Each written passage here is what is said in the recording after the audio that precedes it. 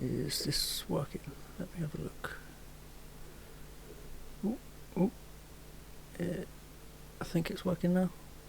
I think it's working. Okay, let me just Discord this.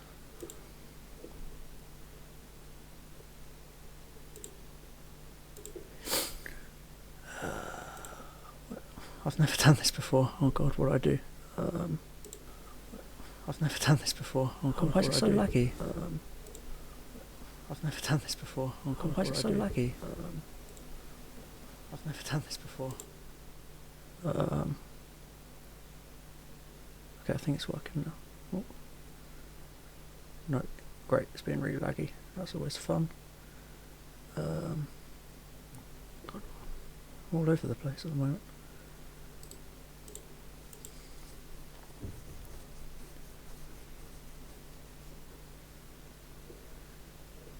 Don't think anyone's watching at the moment. At least there's that. Okay, here we go. Let me just sort this out.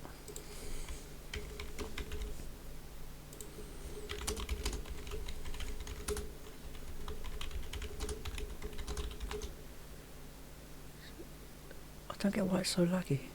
I don't understand. We did this last time.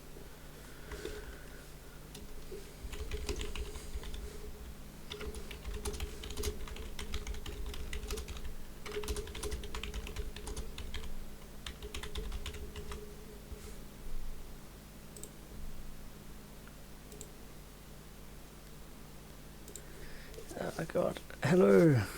Is this working? Hello, Boo. Is it not working? Oh, god, why is it so laggy? Why is it so laggy? Is it working? God, it's an absolute nightmare. I don't know what's going on. I have no idea what's happening. I don't get why it's really laggy. I've got bitrate at like 5,000. It should be working just fine.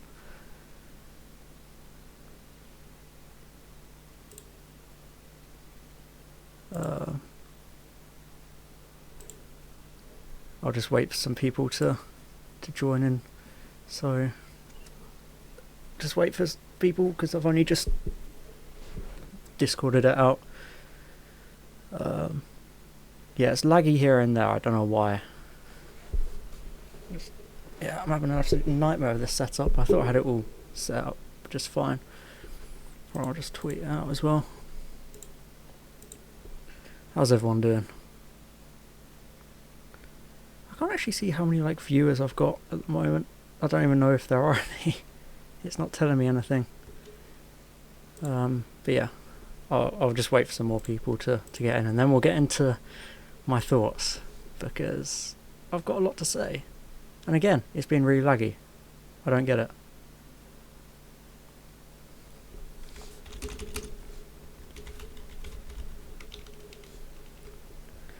Hello, Flodge. Welcome.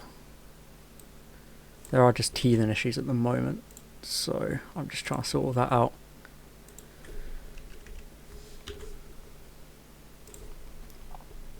Uh, 18 viewers. Wow. Oh gosh, I didn't know there were that many. Hello everyone. Welcome aboard. So yeah, I just thought I'd do this stream for my immediate reactions or something, just to talk about it, because you know it happened, it was significant, and I just thought might as well do something, because I probably won't review it normally because I don't like to rush stuff, and that would probably require me rushing to do it.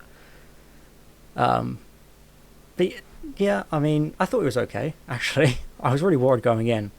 I thought it was going to be really bad or like just shockingly awful, because if you like watch my videos, which obviously you probably do, because I don't think anyone's going to naturally come across this, you'll know I don't exactly like the current era in the slightest. But I was actually relatively sort of surprised at how decent it actually was. I thought there were definitely the usual issues with this kind of stuff, because you know it's the same pacing issues, I reckon. It kind of felt all over the place in terms of the pacing. One of the things I did notice with it was that, if anything, Chibnall was able to help himself with his usual character issues, because these were pretty much all characters we'd already seen, with the exception of like that Leo guy and the Prime Minister. Everyone involved in the episode had already been established before, so we didn't really need to establish they're all already familiar to the viewer, so he was able to just get on with it, which I thought was good, because then it meant, you didn't have to deal with all these people struggling to get established or anything like that. Oh, okay, sorry, Russ. I didn't know you were here, just to say hi. Well, I hope you enjoy it when you end up watching it. For people who are joining, this will be a spoiler review. Just gonna make sure to say that. I'll probably put it in the stream info thing. How do I do that? I tried to just click it, but it wouldn't let me. Is it because I'm live? I thought you could change it when you were live. I thought you could edit stream info. That's weird.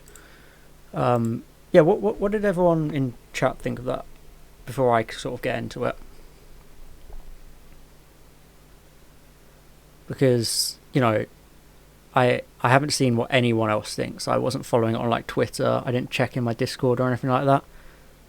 So I don't know what people thought of it. So I'm kind of interested to like hear what people think. 2.5 out of 10. Wow, why was that, Flodge? I thought I don't think it was that bad, honestly. I had pretty bad expectations going in based on just what I think of the general era, and I just thought, oh, it's going to be like this, going to be like that. But I was actually pleasantly surprised with it. I definitely thought going in that John Barrowman would be bad, but I definitely thought John Barrowman was a very good part of it.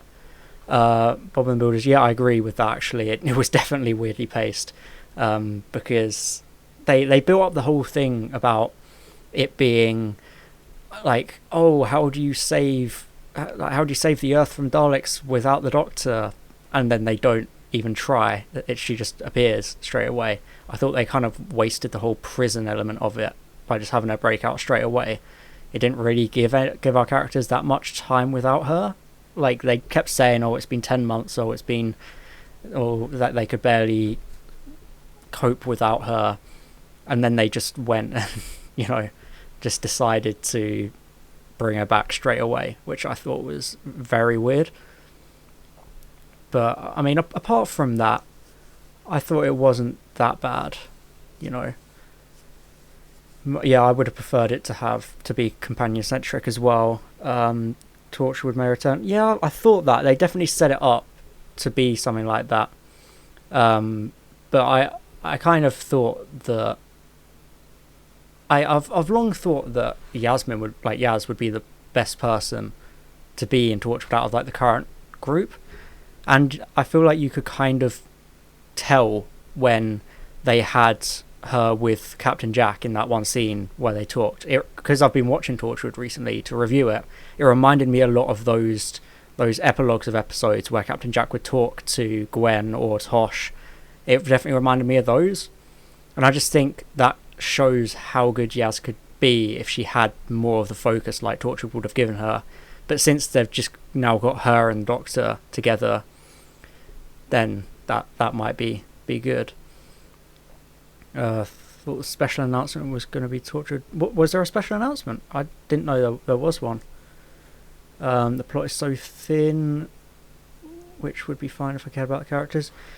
Yeah, I kind of get what you mean. The plot definitely was very sort of paper thin. They kind of just got on with it really quick, and just everything just happened. But one thing I do think they made a mistake of is that they had that scene of Ryan and the Doctor in the TARDIS, and where she was going, oh, I don't know who I am anymore. I had this problem on Gallifrey. I feel like Jack was probably the better choice to have in that scene, because he knows the Doctor more than Ryan does, so he's better qualified to say, oh, don't let that define you. Whereas they just had Ryan do it, and as we know, Ryan has always been the weakest in terms of emotional, like, character development stuff. So it kind of felt like they just put the worst qualified person into that scene that was supposed to be very existential and emotional. And I just felt like anyone else of them, like the protagonists, would have worked better in that moment. I get why they did it, but it just kind of felt like they could have changed around some scenes and had Captain Jack in that scene instead, and then sorted out all the Ryan wanting to leave stuff at a different point in a different moment. Leo Dalek spending a long time monologuing. Yeah, that there was definitely the usual Chibnall problems of lots of monologues and lots of just kind of expositional scenes. I definitely think it was one of I would say Chibnall's best of this current era, because any of the episodes I liked out of series 11 and 12 weren't written by him, but now I thought this one was solid. So I definitely think it is a step in the right direction, which is good for that hope that eventually things will improve, because I do feel like it was at least competently written, with everything kind of made sense. Obviously there was definitely a lot of rough stuff going on, but I think it was good for a Chibnall episode. I do have to admit the ending was nice. The ending was, yeah, it was a good departure. I don't really care about Ryan as a character, but it was still a good way of them leaving the TARDIS. You know, them just deciding they want to move on from this life. I thought that was a good way for them to leave rather than killing them off, because I feel like companions get killed off too much, but this was better to just have them just leave. And it wasn't a good final scene, but there was some comedy, and obviously the "you're doing it, mate" bit, because that has obviously become a big meme. So I don't know if that was intentional on their part, to kind of, whether it was just to call back to that opening scene as like an emotional character journey thing, or whether it was them just nudging, going like, hey, this thing again. 7 out of 10 episode for me. I kind of agree with that. I'd probably say around like a 6 or a 7 for me as well. It was one of the stronger ones, but I do feel like it's suffered from the usual issues of having those pacing and villain monologues and all that kind of usual stuff. It definitely suffered from those. But I went in with really low expectations, I won't lie, and maybe that's why I thought it wasn't as bad. There were definitely some big issues with it. One of the biggest issues I had, which is definitely a nitpick, but this is a big spoiler, by the way. But at the end, at the end, she stops the Daleks by getting them all to fly into a TARDIS, and then she just destroys that TARDIS.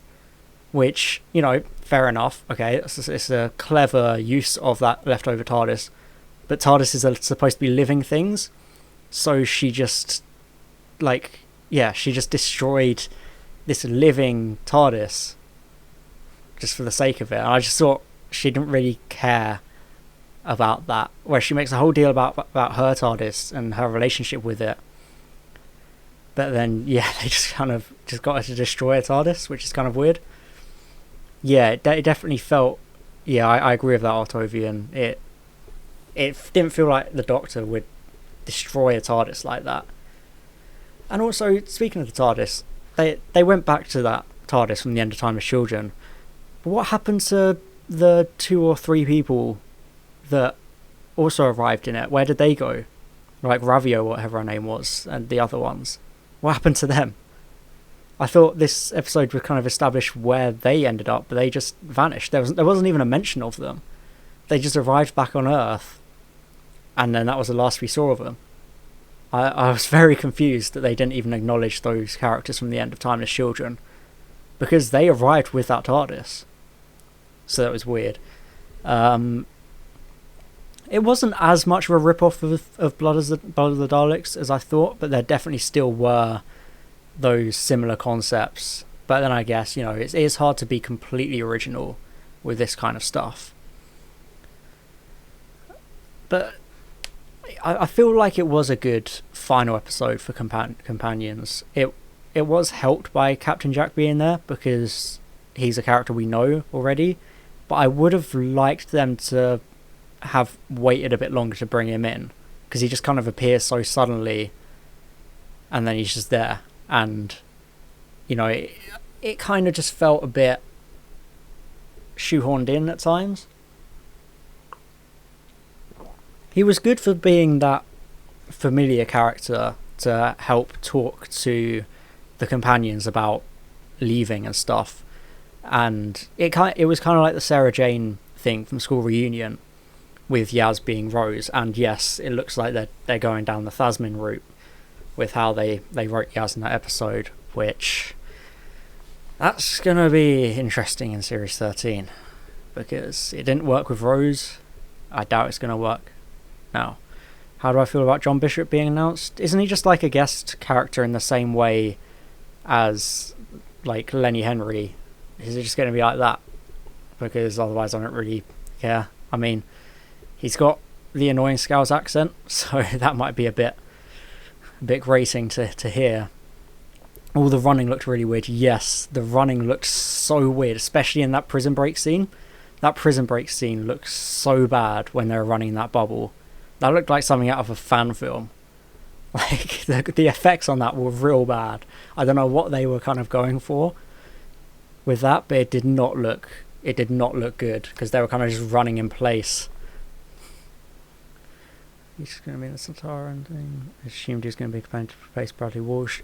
No, I'm pretty sure they're from like set leaks and stuff. They're just going with 13 and Yaz for series 13, which obviously I know it'll be annoying if they do Thasmin, but it will at least just be 2 people in the TARDIS, which is good, because there was too many for these last 2 series. So, yeah, it did. He was running so weird. Don't want Thasmin. Yeah, I don't want Thasmin either. Thasmin is just a real bad idea. It's never worked when they've tried doing it. The light jogging. Yeah, they definitely, like, they had this big set piece of all the Daleks attacking the world, and everyone was just like daintily running away, as if like, oh no, don't kill me, oh no, when it's like every other like crowd shot before in previous Dalek invasions, they were terrified and running for their lives, but these people were just lightly running. It didn't really look very good. Do we know when the show is returning? I believe they announced it for around October time, but that was when they were supposed to be filming in September 2020, and obviously that got delayed, so I think the show will probably be returning later in like the year, maybe around November, or possibly even 2022 at this point. They didn't really do much with the other inmates, that's true. It was like, hey look, there's a Weeping Angel, hey look, there's an Ood and Sycorax.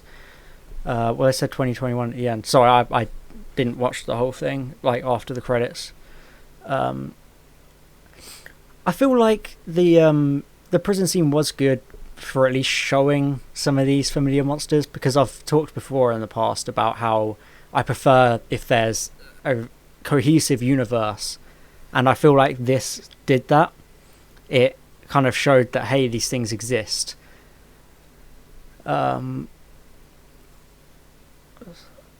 Nice to see the Sycorax. Yeah, it definitely felt like more Davies era, like, remember this nostalgia bait, but I guess at least it's nice that they established that these things still, as Bob and Builder says, it is nice to see them, because they just didn't really like, they never really showed up after the Davies era, and it was like, well, this is a universe, you kind of want to see things show up a bit.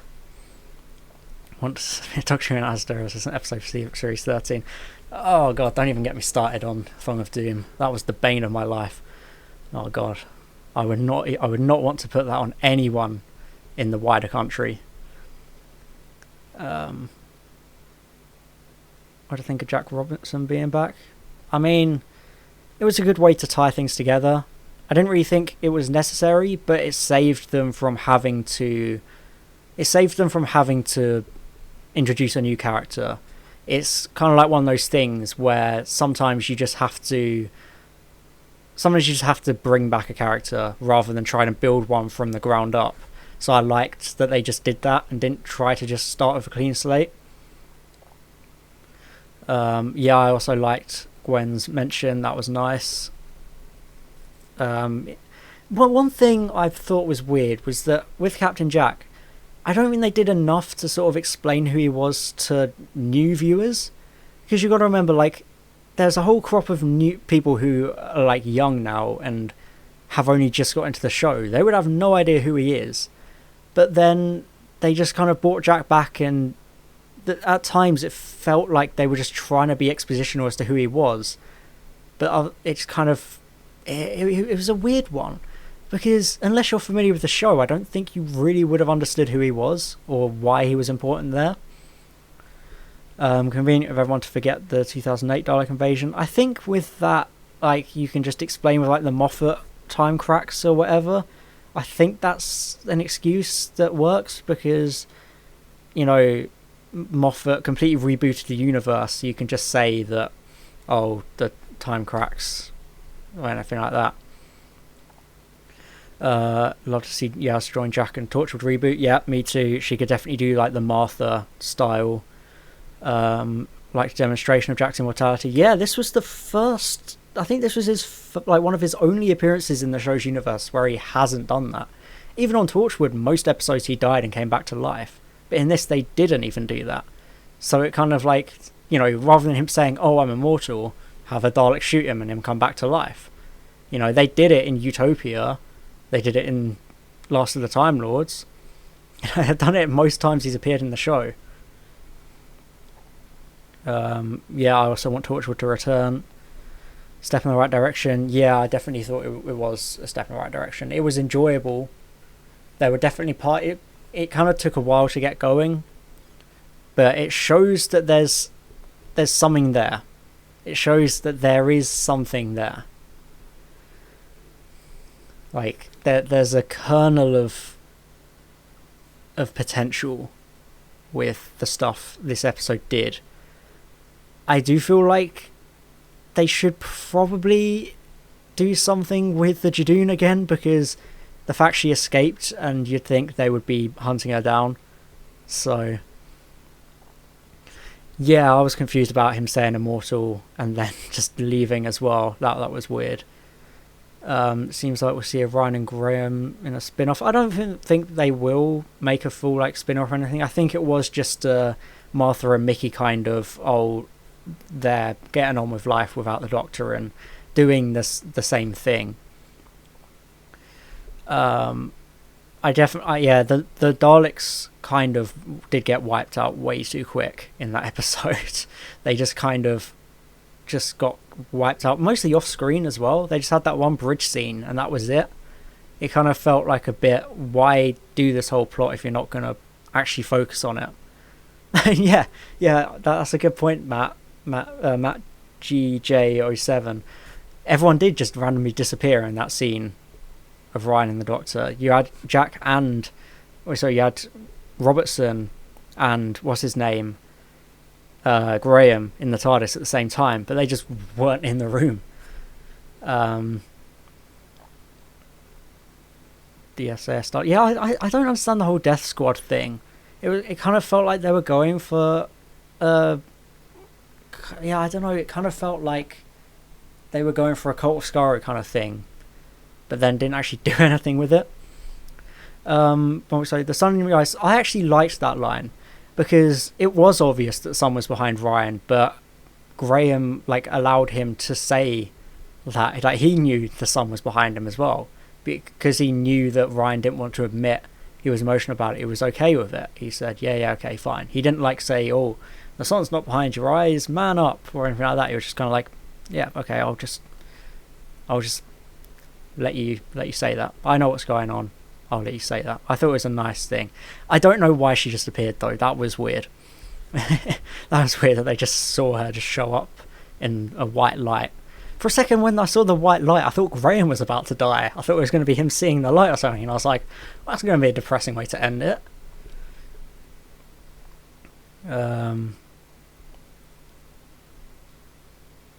What else? Sentient Universe. Yeah, that Sentient Universe thing was... That definitely was an option for it to show up. I saw a comment. What was that? I saw a good comment a second ago. Just gotta find that. Yeah, judging from this episode, you think Yaz is going to get killed. I do see that. I do think that they might go down the route of her staying too long and paying the price for it. Again, kind of like Rose, which would be a shame, because again, the Chibnall era has really got to step out from being so similar to the Russell T Davies era. So if they go such a similar route with Rose, that would be a shame. But yeah, it would definitely be more like Clara, I guess, where she doesn't know when to call it quits and pays for it. I think that would be an interesting way to go. Wish Graham died. I'm glad Graham didn't die. I thought that would have just been a bad way to go about it. I'm happy that they stayed alive. Torchwood. Yeah, I don't know. Ryan and Torchwood wouldn't really work as well as Yaz in Torchwood, really. I do like that they did definitely hint at Torchwood continuing, because Jack said he would stay on the planet and reunite with Gwen. So they've definitely got that door open. Tosin definitely is not going to come back. He is the John Boyega of the Chibnall era. Like what John Boyega was to Star Wars, this is Tosin. Man is like, he didn't even give proper interviews going up. I remember seeing a screenshot of Doctor Who magazine interview. They interviewed Jodie, Mandip, John Barrowman, and Graham. No, sorry, not Graham, Bradley Walsh. And they didn't interview Tosin. There's everyone except Tosin in that. Yeah, I gave it about a 6 or a 7 in that. Which I guess weighted would be more of a 6 compared to other episodes, but comparatively to the Chibnall era, it would be more about a 7. There was a reference to Rose for the first time. Yeah, I found it weird they just casually name dropped her, and the Doctor just didn't even seem to bat an eyelid. But then I guess, like, I don't know, it's just weird. Just don't even name drop her. Fans would have known.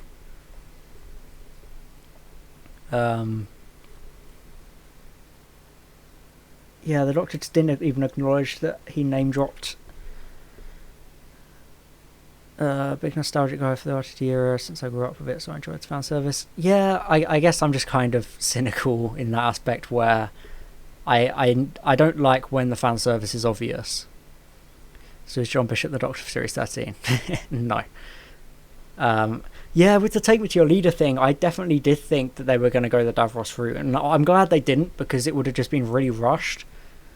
Jodie's acting was best when in the prison, but after that, even when Ryan called her out. Now, I kind of thought that was intentional.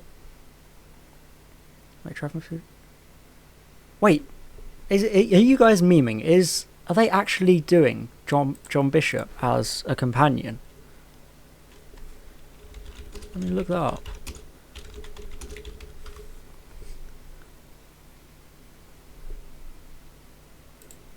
Oh no. What are they doing? No, please only be one off.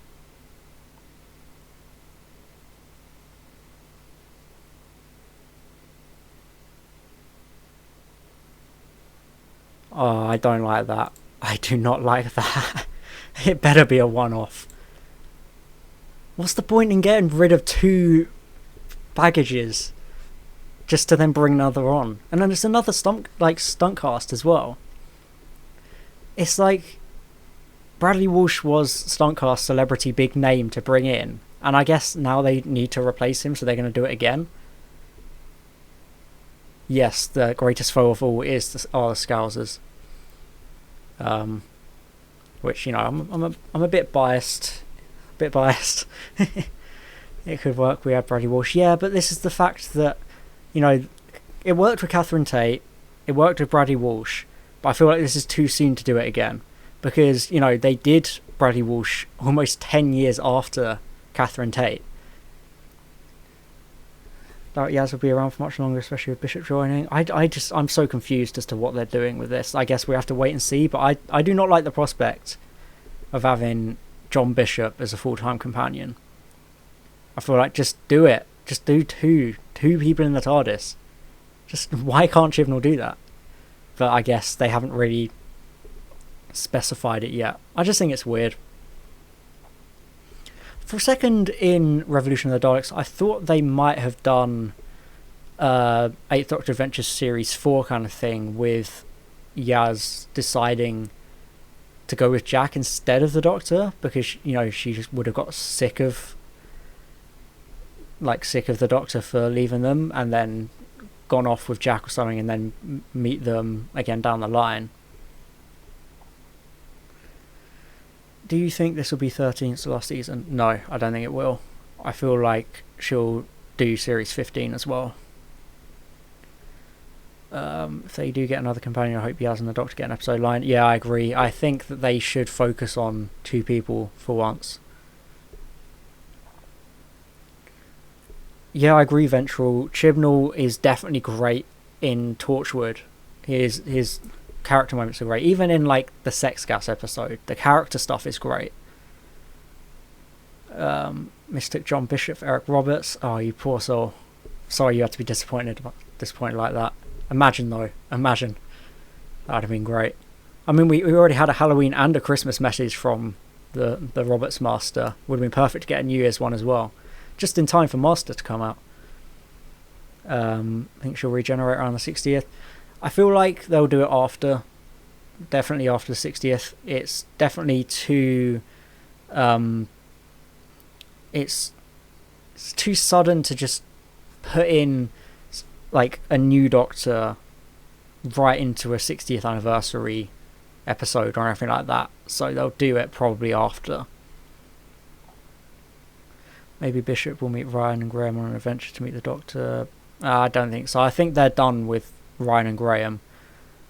I think they are just finished with it. Tosin is definitely never coming back. Bradley Walsh should probably be up for it, but it depends on, like, schedules and stuff like that. Hi Storm Gem.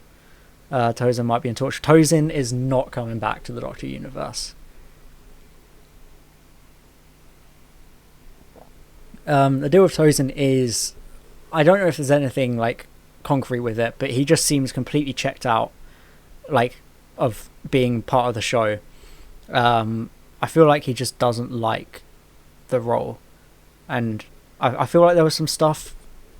There was, like, some agent talking, stuff like that, and he's moving to, like, a new show or something like that. I don't think Tosin is a piece of cardboard. I think he's fine. I think it's just Ryan was a piece of cardboard. I think Tosin just didn't care about the show towards the end.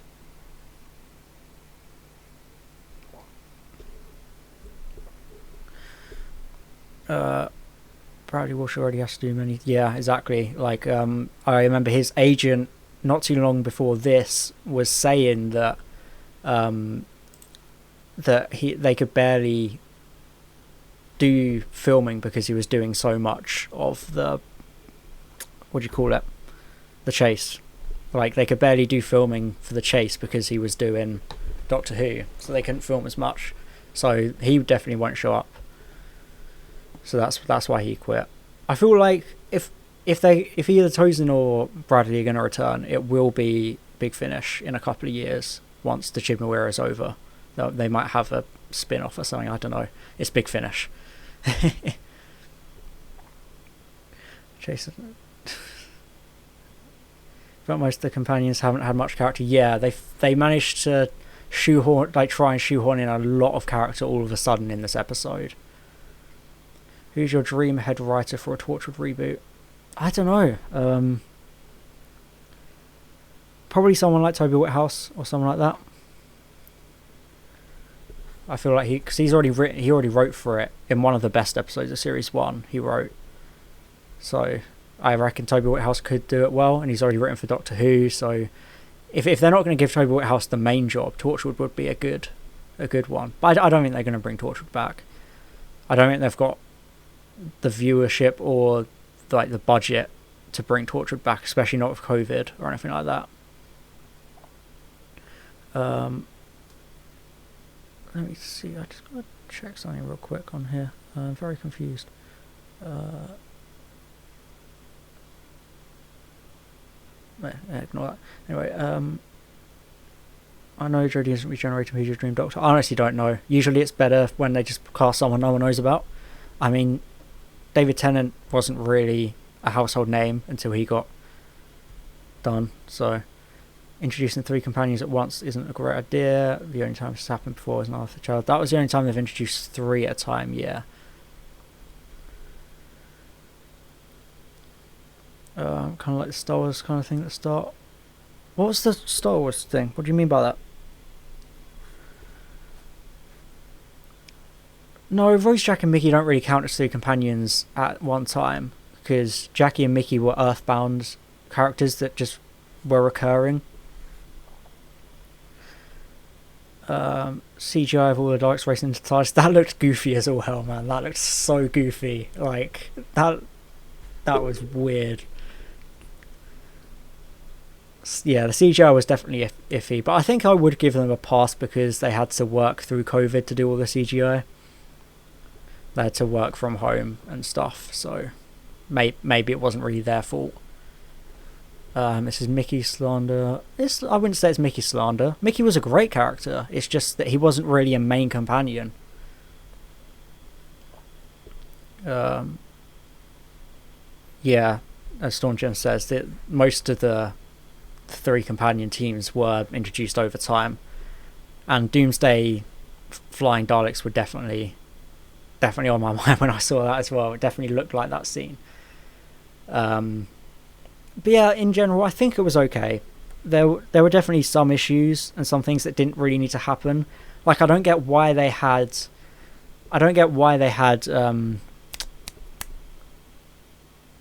My mind's gone completely blank. When they had the Daleks in the Osaka place, the lab or whatever, and they attacked Yaz and Jack, they just killed them, and then that was it. I feel like they should have done something with Yaz being controlled rather than just getting yeeted out of there. Martha should have been given a stack of paper. That was two incarnations ago, so I guess it's different. And yeah, Gwen's son was shown in Miracle Day as a little baby. And I still haven't listened to Series 5 yet, so I don't know what they do with Gwen. Because I know she's not in Series 6, so I don't know. I don't even think she's in Volume 2 or 3 of Series 5.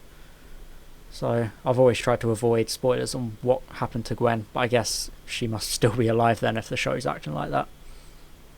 I wonder if Yaz will get given a key. That's something I've realised actually in this episode. None of these companions were given the TARDIS key. Like, they had... Every other companion had been given a TARDIS key, but these 3 weren't. These 3 weren't given a TARDIS key. I don't get why. I don't understand why Chibnall just forgot to give them a TARDIS key. The square gun was used weirdly. Yeah, it was kind of weird with all that before. She got over Ryan in like 5 seconds. Yeah, that was weird. I guess he's that forgettable within the show as well. I feel like this should have been a 2-parter. I definitely feel like there was too much going in. Like, too much happening all at once. Because, you had the return of Captain Jack. Like, the consequences of the last special of Resolution and Arachnids. You had Robertson as well. Then you had, the defense drone stuff. Then you had Captain Jack showing up. I think I already mentioned that. Then you had a companion departure. There was just so much to cram in. I feel like an hour and 10 minutes wasn't enough to get that all effectively done. So it might have worked better as like a 2-parter.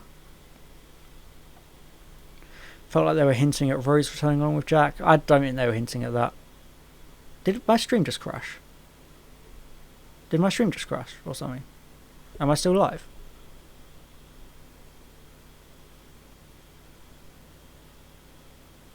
No? Okay, sorry. No, like on my feed, the video crashed, like the stream crashed, so I wasn't sure if that was my end. So yeah, sorry about that. Okay. I've always had a very dodgy track record when I've tried to stream, so I still don't quite know what's going on with everything. went down for some. Okay.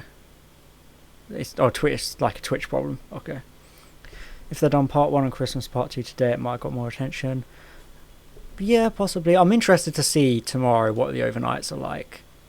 I feel like it will do better than Resolution did because they had Captain Jack, they had the hook of people leaving, and they had the whole everyone's in lockdown, nothing else to watch.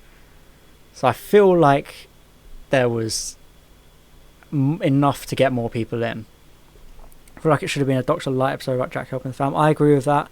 At least more of the first half. I thought that's what it was going to be. You know, I was surprised that Jack just showed up straight away to break the Doctor out. It felt like they should have just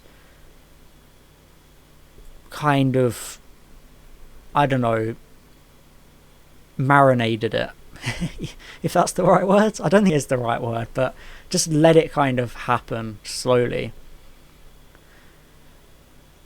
And yeah, the happy and sad line was weird. It was kind of like, it was a weird departure, but also kind of a nice one at the same time. It was definitely weird. That's probably the word I would use to sum up the special, is weird. Should we look at what like the publications are saying? Should we see what like the proper reviews are? What's the point of Dalek Death Squad? Yeah, that is a good point. They're all kind of just a giant death squad. Finally, that Chibnall thought that Ting could stand with the science we've named as an iconic villain. I think it is iconic, but maybe not in the way they think. It's a bit of a meme villain. I definitely agree with that, Ventral. Jodie was good at the start. Like, her sad and dramatic acting was a highlight of this episode, and I feel like that's more of what she should be given. She always should have been written as like a darker Doctor, which I don't like why they're trying to like write her so hyper and jazzed up. Brian said the mighty Pating. I thought that was a bit of a tongue-in-cheek line. I feel like the mighty Pating bit was a tongue-in-cheek line. Nihan, this is pretty much the review video. I'm probably not going to do a proper video for it. I don't like rushing to do stuff like that.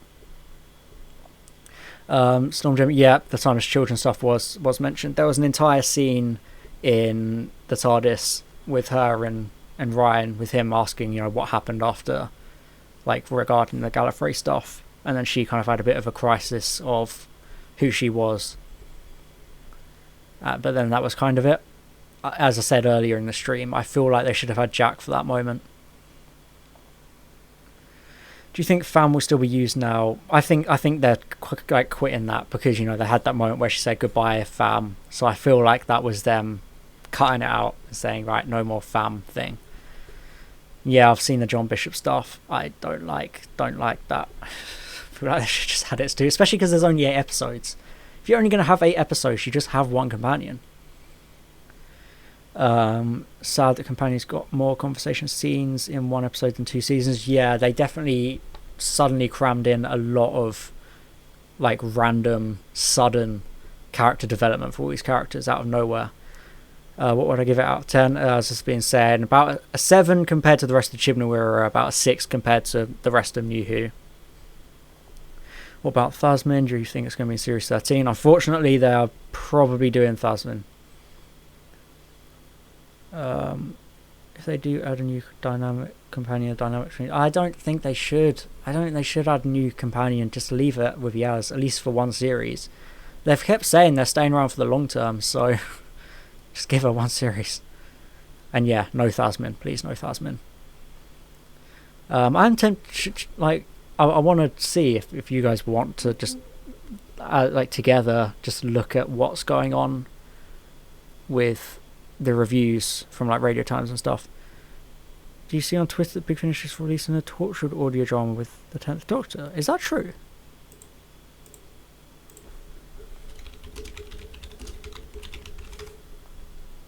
Is that true? Where am I looking for that? Absent Friends. This is interesting. And I am interested. Let me have a look at this. Let me just...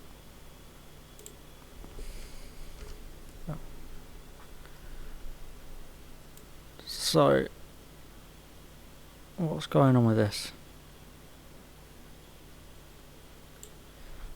So this is...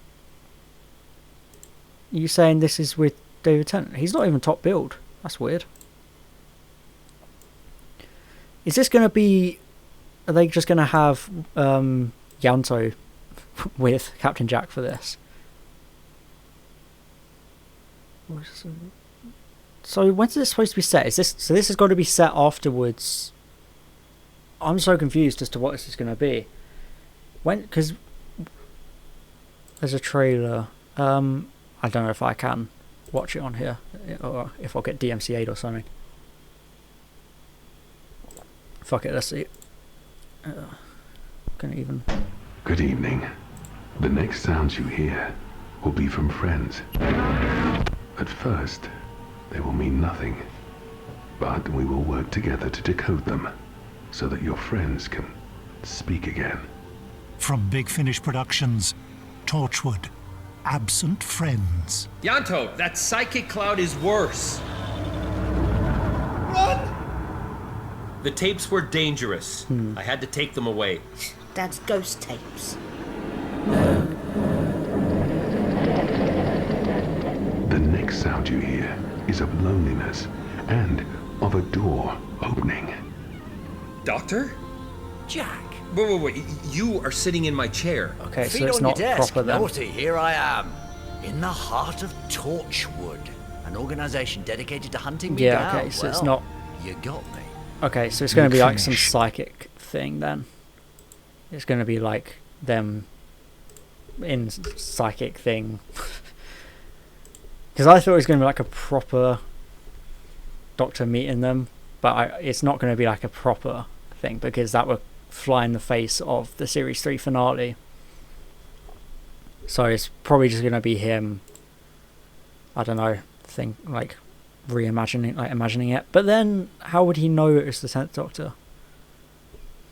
I don't know. It's going to be weird. Unless it's set between Series 1 and Children of Earth. But then, the thing is, it's been saying Torch's been hunting for the Doctor since 1879. Now they found him. But, I don't know. I guess we'll have to find out. That's pretty interesting, though. It makes sense for the 50th monthly release to be something special like that. Alright, what we got in chat here? Doctor and River was great. I haven't heard that one yet. Do you mean Big Finish, or just in general, like character dynamics? Could be set during his joking about the start of End of Time. Possibly. Maybe. That's an interesting one. But then I feel like... Wait. Maybe. Metacrisis Doctor, I don't see how it would be him, because he has no way to travel through. He has no way to travel through space like that. No TARDIS, unless they go by that one unshot scene. Do you think Timeless Child will be explained in Series 13? Yeah, they're definitely exploring it more. So I wouldn't be surprised if Ruth shows up a couple of times in Series 13.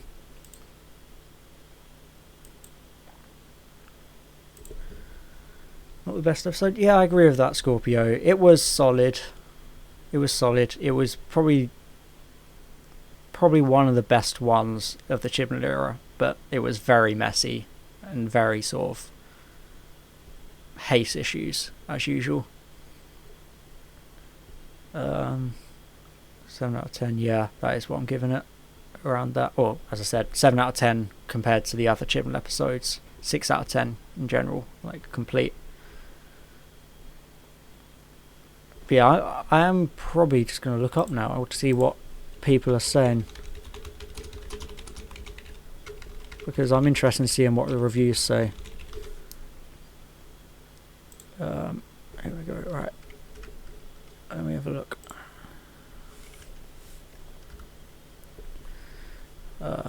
See, I just realised I'm in full screen mode. I can't. On the thing. Right, let's see what Den of Geek is saying.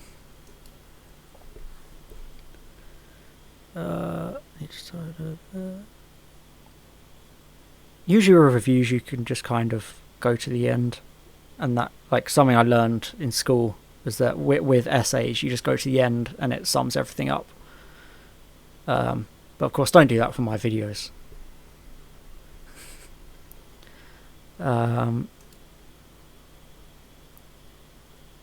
Yeah, I think this is a good summary by Den of Geek here. It's not really like, it's not a standout, but it's definitely something that's good to keep you going. Like, it's good to just get you back into the show in a way, because I'm very disenfranchised with the show at the moment. But I found that it was good enough to kind of reignite some optimism for the era. I feel like the ending was a good write out of the characters. Do I have a Discord server? Yes, I do. I will try to get the link for you. If not, someone else can probably do it.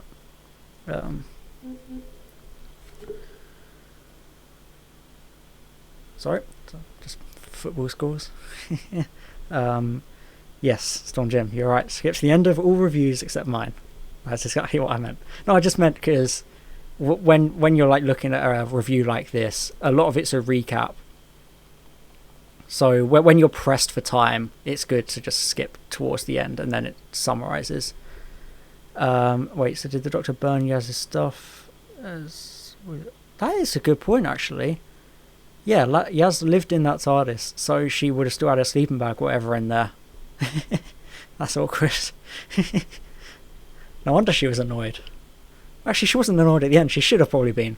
I did like there was that moment where, like, they did have that moment of Yaz being annoyed at the Doctor. I always like when they do have conflict, in like, sort of, yeah, like conflict and stuff.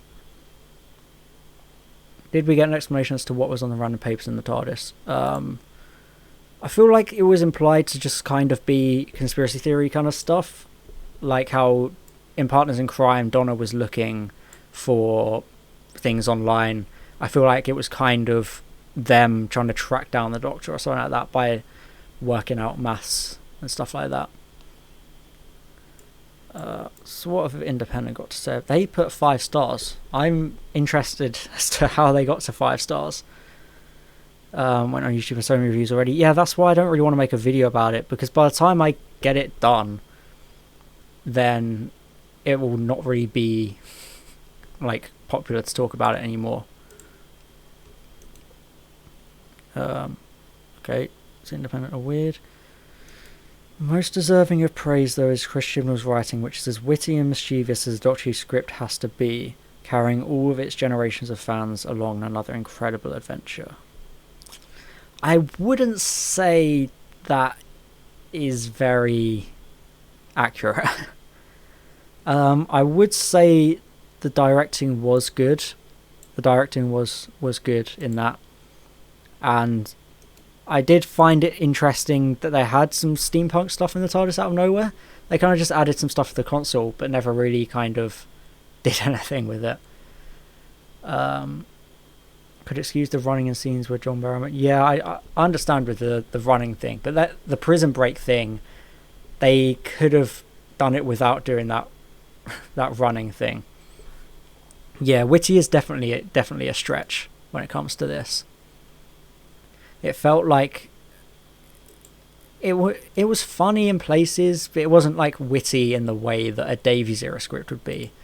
I'd say that when it comes to being witty, Davies is like the kind of the baseline for that, because he always knew how to do witty well. And I know, I'm very just kind of Davies bias or whatever, but I definitely feel like his witty was a better kind of witty than this supposedly had, because I didn't really find much wit here. Check Rotten Tomatoes. Okay.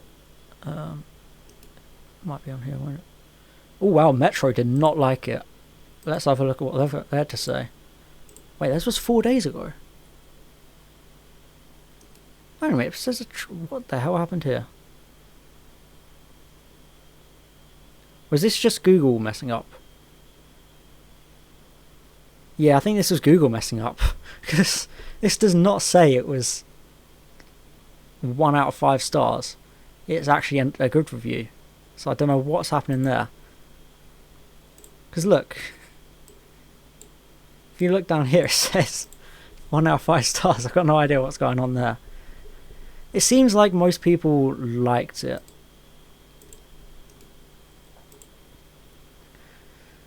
See, but very glad to see more companions choose to leave the TARDIS. Yeah, I agree with that. I'm always happy when that happens. Rotten Tomatoes is going to take a while for them to total everything up because they got to source everything and all of that. So Rotten Tomatoes we can't check. Yeah, only thing missing was Wilfred and the Thong. That's true. Clearly they did not go by the best writing of this year. So yeah, it seems like most people liked it. Oh, and a certain someone's already got their review out. Oh, look at that. SJW's ruining my Daleks. Really enjoyed the episode. One of the strongest shipping ones. I definitely agree. I would take the Rotten Tomatoes rating with a pinch of salt. Yeah, because you always get the usual people going, oh no, I'm going to review bomb it. So, let's see, it didn't add Asda to it. They should have had Asda. Score was trying to be Gold Sideman. I didn't hear that. I mean, the score was okay at some points. I thought the score was okay. But again, most of Akinola's stuff, it doesn't really stand out to me. Sure needs to do something like add a darker companion. You had me in the first half. No Smarty or M&M Daleks. Yeah, I know. They had a Dalek fight, which, by the way, Discord Rights Who did. So, copyright infringement. Because, you had these black and red Daleks versus the bronze Daleks. I know they did the Imperial Daleks back in Classic Who, but I feel like this was more gimmick infringement of Discord Rights Who. So I'm going to be writing a very strongly worded letter. Score is bland and blends in, so it's hard to notice. Yeah, there wasn't really anything to notice. I feel like the Akinoida theme is like themes are fine, but I feel like they underused. I feel like they underused the Doctor's theme. I'm not saying you have to do I Am the Doctor every 5 seconds like they did in the Smith era. That was awful. But just something like the Doctor's leitmotif. Like they have one. And I thought they were going to use it when she did her whole I Am the Doctor thing. But they didn't. Like she realises who she is. It should have been a triumphant moment. And they just didn't really do anything. Marigold is the peak of the score. In my opinion it is. I know people like Kef from Classic Who. But I thought Marigold is kind of the best. But that's just, I guess, because I've grown up with it. So I'm just going to relax a bit. I'm sitting up so tense. Sorry. There we go. That's better. Just relax a bit. Never noticed the score. Yeah, I don't really either. Of Arnold's. Isn't Arnold's the one that did some Big Finish stuff? 13's theme is sprinkled throughout so much Series 12. Is it? I didn't really notice it. I guess if it is, then that's good, but I didn't notice it in this episode.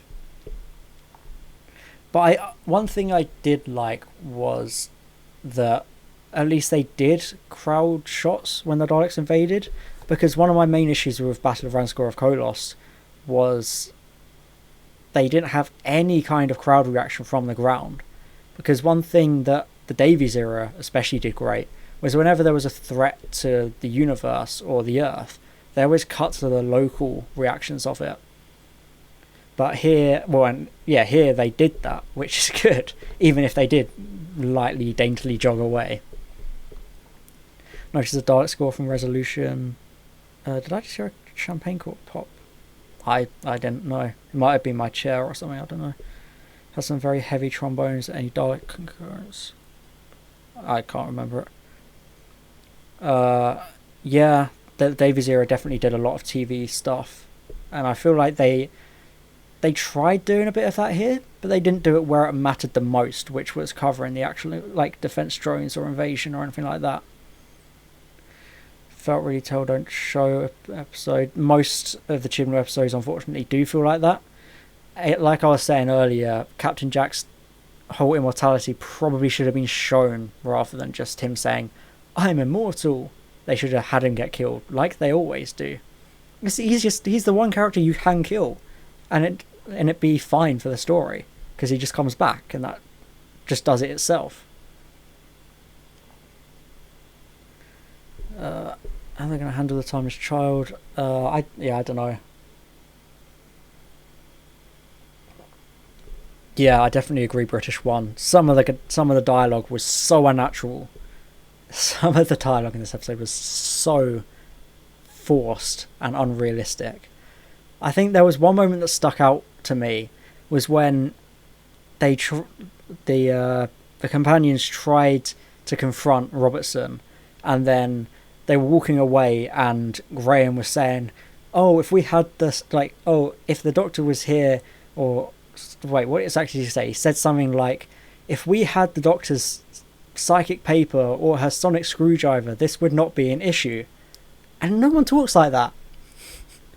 Like, you just say, "Oh, if we had that we had that sonic screwdriver, whatever it is, or if we had that sonic thingamajig or psychic paper, maybe it would be a bit better." Like, you know, it just says so flat and forced.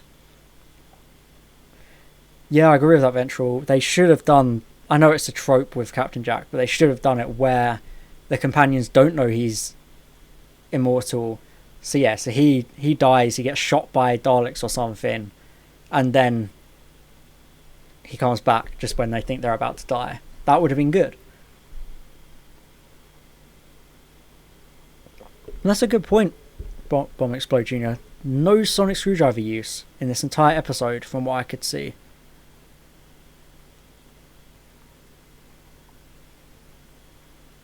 Why didn't Yaz just go back to save the Doctor instead of whining? It's the exact same circumstances of Rose in Series 1 finale, but at least Rose had the initiative to go back and save the Doctor. This just shows how weak Yaz is. I don't mean that's fair, Blobfish, because, like, Rose knew about the heart of the TARDIS, and she knew where the Doctor was. Yasmin didn't know about either of those things. She didn't know you can just open up the console and then become a god and fly wherever you want. She was having to... It goes back to this whole thing where the 13th Doctor does nothing to her companions. She never tells them about anything. It's the fact that I was saying earlier. None of them even have a TARDIS key. She's so disconnected from her companions, which is so weird when they're trying to make them this, like, family. Yeah, she doesn't seem to like her companions. Like, she doesn't tell them anything about herself. Ryan has to basically force her to open up about what happened after they last saw her. And then, yeah, that was the whole ending bit where she was basically over Ryan instantly. Like, Ryan said, "Oh, I want to go," and she was like, "Alright, go. I don't care." And then that was it. Like, I guess because she was kind of prepared, knowing that was going to happen, based on the earlier scene. But yeah, it was definitely a bit... Yeah. Curious as to how Jack knew about the Lone Sideman. Me as well. I guess because he was probably at the same time period. Doctor was overly mean towards Ryan when he tried to help her. Was she? I don't think she was, like, offended. She was just kind of, like... She had her guard up, I guess. Because she is so fresh off this isolation, she wouldn't really know how to interact with people. Series 11, 12, or Season 19 TARDIS team. Obviously Season 19, because it has Nyssa, so... 13 is cold, 13 wants to do emotional... Thing is, British one, like, I want to believe that she wants to try and put in these connections and she's the loneliest Doctor, but it doesn't seem like they're doing that intentionally. If they were doing that, like, purposefully, it would be a really good exploration of the character, but I don't think they are. Do you think we'll ever see Jack again? I feel like we might. It definitely seemed like because he just disappeared. Like, it felt like if this was going to be his final appearance for a while, they would have made a bit more of a deal about it. 13 is cold because she just doesn't try. Yeah, that's kind of the vibe I get. She just doesn't really try. Okay, different question. Ryan or Adric? At least Adric did stuff. Like, he may have been annoying, but at least he did stuff. Jack's ending was so weak. Yeah, Jack just became an afterthought. He just kind of zoomed in at the end and was just like, yeah, I'm just going to go hang out with Gwen and her son. Remember those characters? Remember those? Like, also, I just realised I did the phone thing completely wrong. I did it like the rock horns instead. That was awkward. Yeah, exactly. He just kind of phoned in and said, hey Gwen, I'm here.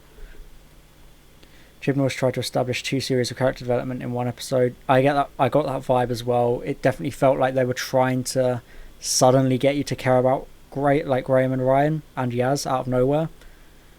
Like, that we already cared about Graham because he was so well acted all throughout.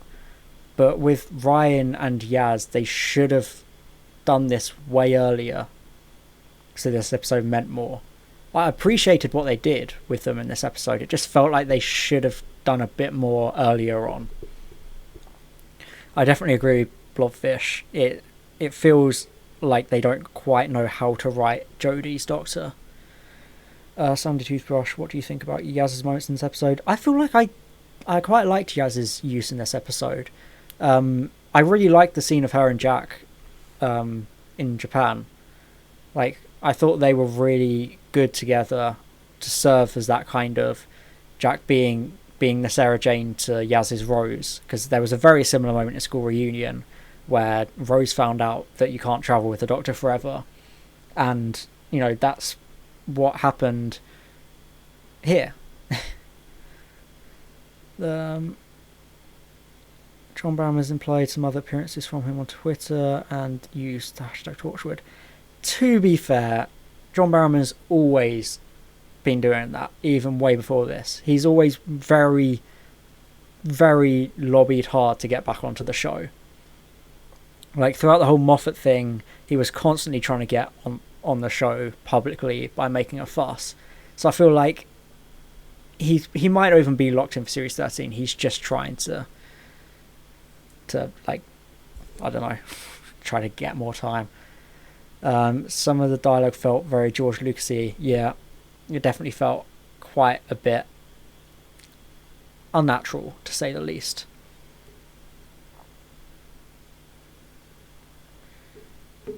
Yeah, Blobfish, I saw that earlier. I watched the trailer for it. I feel like it's not going to be a proper Tennant team up thing. It's going to be something like he's the figment of Jack's imagination because of some psychic stuff. Am I the only one who's never heard of John Bishop? I wouldn't have, but there's something I saw him in not that long, like quite a few years ago, and that's the only reason I know who he is. I feel like it was like a parody thing, someone taking the piss out of John Bishop. Maybe the Doctor will become more violent now she doesn't know who she is and Yaz is scared. That would be an interesting path to go down, that the Doctor is now trying to sort of make something more about herself. Hi Cynical, welcome. What did you think of it? Have you recorded your review yet? Or but yeah, I don't think Chibnall will go down the route of making 13 darker. They had the perfect opportunity to do this for Series 12, but didn't really go down it enough. But yeah, it's weird. Yeah, I agree with British One. I know the name John Bishop, but I don't know what he's been in. I don't know what John Bishop has been in. I'm going to look it up, see if I recognise anything. Because I know of him. I think he's been on some panel shows or something I've seen.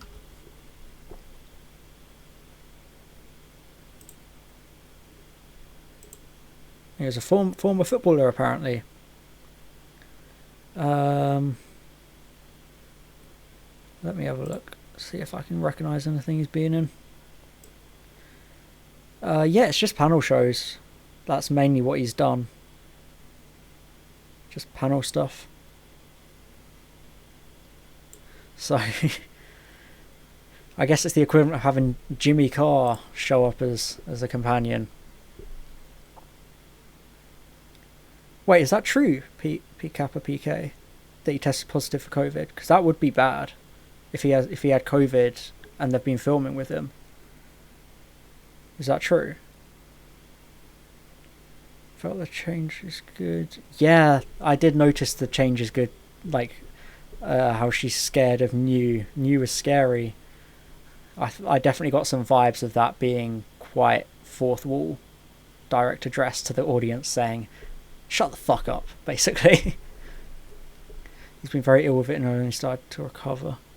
So, does that mean he hasn't filmed yet?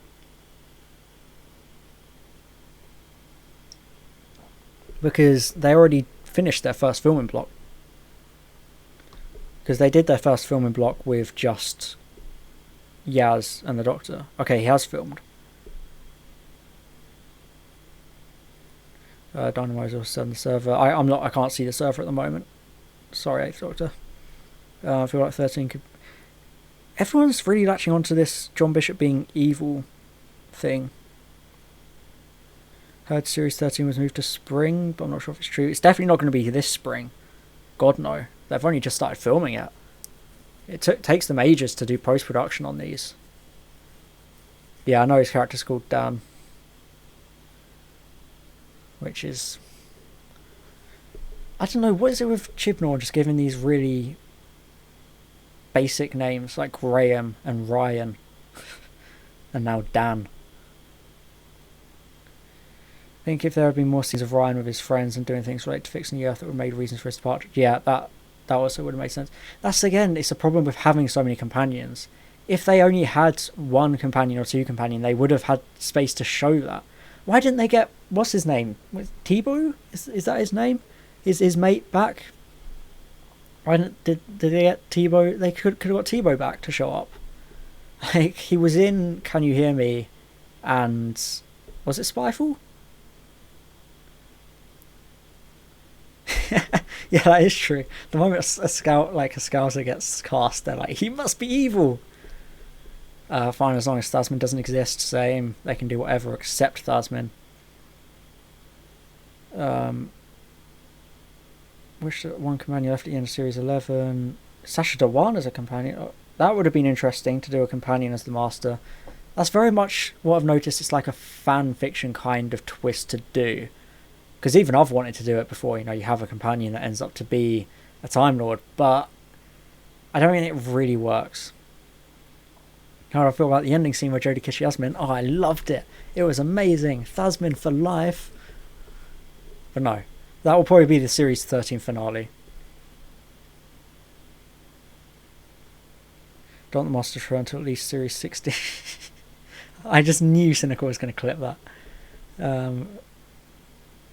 I think Thasmin is just a bad idea. I don't even think they have chemistry. Like, you know, I hate when they have these relationships between the Doctor and the companion, and it's even worse when they don't even have any chemistry. At least David Tennant and Billie Piper had natural chemistry. Jodie and Mandip don't really have that, in my opinion. They definitely do off camera, when they're doing like press junkets and interviews and stuff. They definitely have natural chemistry, but for some reason it doesn't come across in the show. And yeah, I agree, Blobfish. I definitely agree that it would be better if they actually did Thasmin instead of just constantly teasing at it, because it feels like they've done that so much. So it's now they just kind of have to deliver or just drop it entirely. They just need to stop stepping around it. I mean, after watching some classic, I can see why people shipped 2 and Jamie. That's true. All romance with the Doctor and Doctor Who is bad unless it's with River, including River, in my opinion. I don't think it worked well then either. I really don't think it worked well there. I thought that was a disaster. Yeah, I agree with that, Bomb. It does feel like they have way too many ideas going on, and they're not quite sure what to do. They're trying to have too much. It's hard to put into words. They have all these ideas but can't commit to anything. I think John Bishop and Graham is match made in heaven, but they're not going to be together because Graham left. So, besides, that would make it way too much of a comedy show. Saying, I have no idea how I'm going to ship Thasmin. You know why. Literally, characters have to just look at each other from across a room and they'll get shipped. Like, there's some ridiculous shipping that's always going on. This is one of the more natural ones. They keep mentioning plot points and then ignoring them, like Ryan's dyspraxia and Graham's cancer, or Yaz being a cop. I feel like at least they used Yaz's skills here. Like, you had that scene of her testing to try and get a sample of the liquid. I feel like that was kind of hinting towards her having that past. What do I think of the rumour John Barrowman was only brought back to set up the Yaz being into the Doctor scene as Jack is a bi character? I think that's a bullshit rumour, to be honest. I don't think there's any truth in that. I mean, they didn't really do anything with John Barrowman being bi, or, no, sorry, Captain Jack being bi, in that they just wanted a character who they could bring back, and Captain Jack was the easiest because John Barrowman is always up for it, so... Clara X Clara is the best ship. Are you Moffat? Is Stephen Moffat here right now? Guys, I think we have a real Stephen Moffat right here. Let's see. What's something that you want to see? I have no idea. Yeah, Cynical. I thought the bicycle scene was nice. I thought it was a nice ribbon to their character. I kind of hoped they would do something like that. I thought one of the ways they could have done it is had Ryan do another YouTube video or something to bring it completely full circle. But I think they did it quite well with that bicycle scene, even though the "you're doing it, mate" made me laugh, mainly because of Discord Right Sue. Yeah, that's Clara's arc. Clara got fleshed out from the start, I feel like. Has this stream died for anyone else, or is it just me? I think it's just you. You might have to refresh. It might be me. I have no idea. Things never work well. Prime Minister was so useless, unless she's the Rani. Definitely got Rani vibes. I agree with you, Bomb. I do think people are going to look back at this era and think it was good. Someone I didn't like in this episode possessed Leo, saying they found other uses, pointing at the pipe. Oh, yeah, that. I feel like, yeah, that was a moment they could have just done it. I don't know. I definitely like that headcanon Blobfish. Every incarnation is Romana. But obviously none of them will be as good as Romana 1.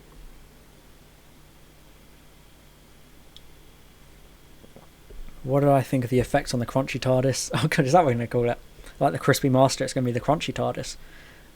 Yeah, I thought it was a bit dodgy, that effect. I just disagree with that plot point in general. Or maybe I'm just jealous because I wrote an entire story where the Doctor has to kill a dying TARDIS and it was all emotional, and here she just doesn't do it. She just goes and does it without even batting an eyelid. Bring back Omega. I would not want them to bring back Omega. Omega's such a pointless villain in my opinion. How would I feel if Romana 1 was not actually the first? I would be crushed. That would destroy me. Still confused as to where that TARDIS came from. That was the one from Gallifrey, in Timeless Children. At the end, it was the one they used to escape. I feel like people don't look back. At other Doctor eras. People look back at the Davis, like the JNT era. People definitely look back at the JNT era, like JNT era, very fondly, with like the Davison stuff. Everyone looks back at the Colin Baker era fondly now, and the McCoy era. Yes, Crunchy Harbo. That is my new name. I have regenerated. Hope the Daleks survive in the void in the TARDIS. Yeah, imagine if they just show up 10 years down the line. Just, they've got a TARDIS now, because they're like, oh yeah, we just use it to escape. Crunching effects look like... Yeah, the crunching effects did not look great. I don't know Don't know what they were trying with that. I just thought it was such a weird... It was a good way to get rid of that TARDIS, because it was always going to be a plot hole. I feel like the idea was good, but the execution was definitely not good. Bring back Ace, of course. They definitely should bring back Ace. Always bring back Ace. Crunch. Someone needs to do that. Just do like a tinfoil effect. Just get a tinfoil sound effect over that. Oh, that's fun. Ignore that. Okay. Episode retroactively makes resolution better. Yeah, I suppose. Look of Jodie's TARDIS being smashed gave me satisfaction. Yeah, someone's going to like retcon that now to just be right at the start of her era. It's going to get crushed and it'll be like the end. You know, just changing open cycle. I didn't notice any changes in the touch sequence. Maybe it was more... Did you watch it on iPlayer? Because it might have been more vibrant because of the HDR. But I didn't notice anything myself.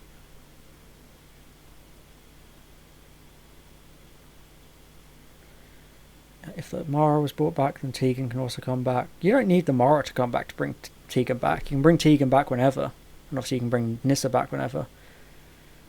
The only changes... Yeah, I only saw that the cast changed. That was it. Yeah, I still want to know what's going on with Clara's TARDIS as well.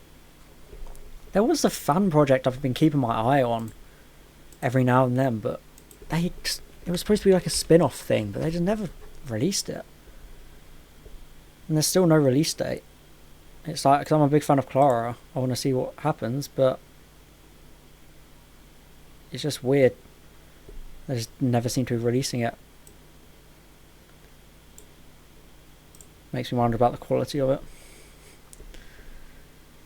So many canon Dalek stories this year. What the real canon Discord writes who? Yep. Discord writes who is the true canon special. They always make room for spin-offs but don't follow through as the BBC's budget is flimsy, and that's where Big Finish comes in. Big Finish make spin-offs out of literally everything. They literally said, hey, between Silence in the Library and Turn Left, Donna just has her own adventure back at home and she gets kidnapped or something like that. Like, they just really just put things in these tiniest little gaps. Noble of Fish. Why would you headcanon that Clara was killed by there? No, she was not.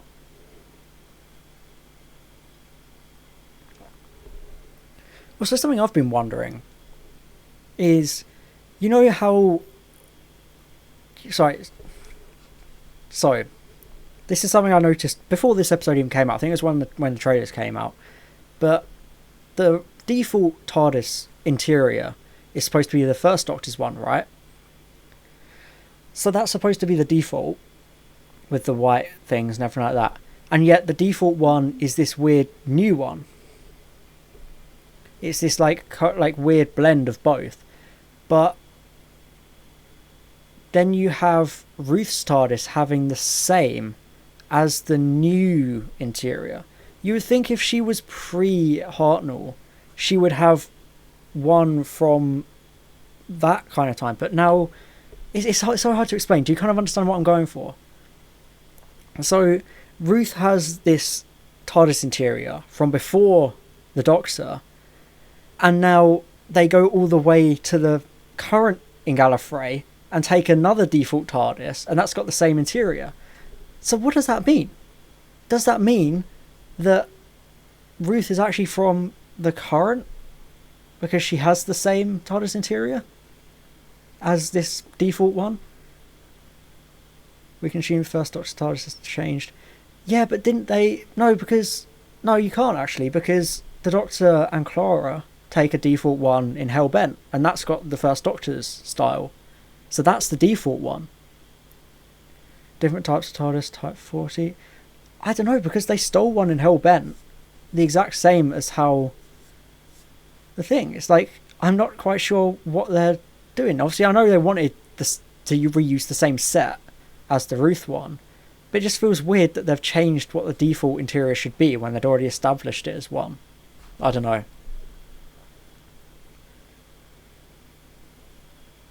But that's a massive nitpick. But again, like I was saying earlier, did I miss it, or did they just not acknowledge what happened to Ravio and the other people that they brought back to Earth? You know, these people from millions of years in the future who just showed back up on Earth. There was just... what happened to them?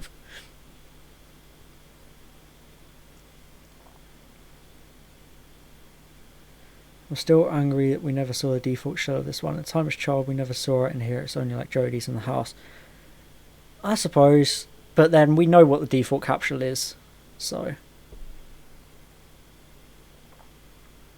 And cynical, shut up. I will use Hellbent as the basis for most of my theories, because Hellbent is an underrated episode. Big Finish will give them a spin-off. They probably will. They probably will do Ravio and Adventures, where they use the TARDIS and do something. I don't know. Yes, there will be a Defending the Despised of Hellbent when I get around to it. But that won't be for like 2 years at this rate. So, buckle in. Hellbent angered me at the time, and it's good if you ignore Clara. No, it's good with Clara. Clara's good. Hellbent's good. It's honestly not that bad. It's going to be a mission to defend. I'm going to have to really bend over backwards to try and sort that one out. But no, I thought to get back to this kind of Revolution of the Daleks thing, I thought that it was good, but that's kind of the furthest I can go. It was good. It wasn't exceptional. It wasn't terrible. It was just good. Which, you know, you've got to have that sometimes in Doctor Who. Not everything can be Heaven Sent or Midnight. Sometimes you have to have your normal ones. But I just feel like they could have done more with this. It kind of felt like an entire series squashed down into one episode, which is definitely very bad to do. Genuine question: how do you feel about Doctor Who fandom right now? Because it's very split. It's been split for years. I've only really been interacting with the fan base for about 3 years now. Before, I was just not really involved, so I've never really seen it as it should be. But it's definitely split. Obviously, I live in my echo chamber of my other channels who I follow, and I don't stray into the NMDs or anything like that. I agree with that, Ventral. It was the best Chibnall has done since being showrunner. It wasn't... that's the thing, it's like, I wouldn't say it's his best Doctor Who episode, but it might be, just because the other ones he's written I don't really like. So it might just be one of those. Like, I still think that Cyborg Woman is probably better than most of his Doctor Who stuff, and you'll find out why on the 21st of January. Wish more of your friends were as Doctor Who invested as you are. I don't know, it's weird. I've not got any real friends invested in it either, so... what does NMD stand for? It stands for Not My Doctor, which is a term encompassing all the people who just refuse to acknowledge Jodie and Chibnall's era, and the people, you know those channels we all know about that make those really angry videos about the current era. Those people are called NMDs, to stand for Not My Doctor, because there's a significant portion of the fan base like that, so there's an entire term for them. Just like how they call anyone who likes the current era Jodie bots, because they feel like these people have no personalities. Is it specifically 13th Doctor Chibnall or anyone who denies the Doctor? I mean, it's basically everyone who denies 13th Doctor, because that's the one who's had the most specific denial from the fan base, because she's a woman. Which, oh, how dare they? But yeah, I mean, like, you can be like me and not like her incarnation, and that's fine. It's just these people that just refuse to acknowledge her. Like, what these people that like keep saying, oh, they should just go back and retcon it so that Peter Capaldi wakes up and it was all a dream or something. Those people are the not my doctor kind of people. But yes, I don't really care for the 13th Doctor, but I still appreciate that she is an incarnation of the Doctor. I respect that. You know? And, you know, she has some great moments in this episode. And they didn't rely on the sonic screwdriver for once, which was really good. But I do feel like they did do too much talking. What would be the point of a retcon? Exactly, there's no point of a retcon. I've seen plenty of people say that show ended after Smith and New Who isn't canon. Would I consider them NMDs? It's tricky. If they're saying, like, a lot of people do say it should have ended after Smith, and those are kind of toxic people because they don't accept that Peter Capaldi came along. And obviously, because I'm a big fan of Peter Capaldi, I don't like that idea that the show got bad. Does Yaz know about regeneration? Because Jack called the Doctor he and she never batted an eyelid. They've kind of talked about it, but not really enough for her to know what the process is.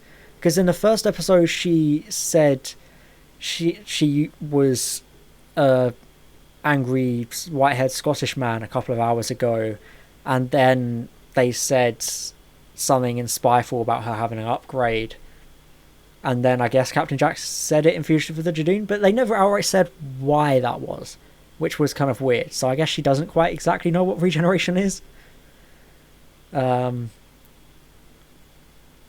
she even get a Sonic back? That is a good point. That is a good point.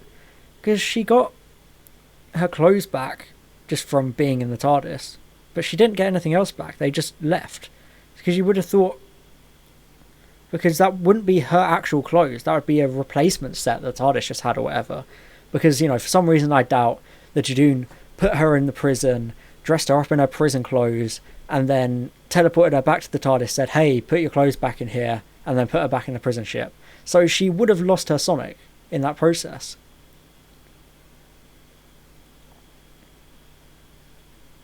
Also, does this episode make Scottish people stupid? Canon, as a man in full Scottish outfit, just walked towards Dalek, which killed a woman.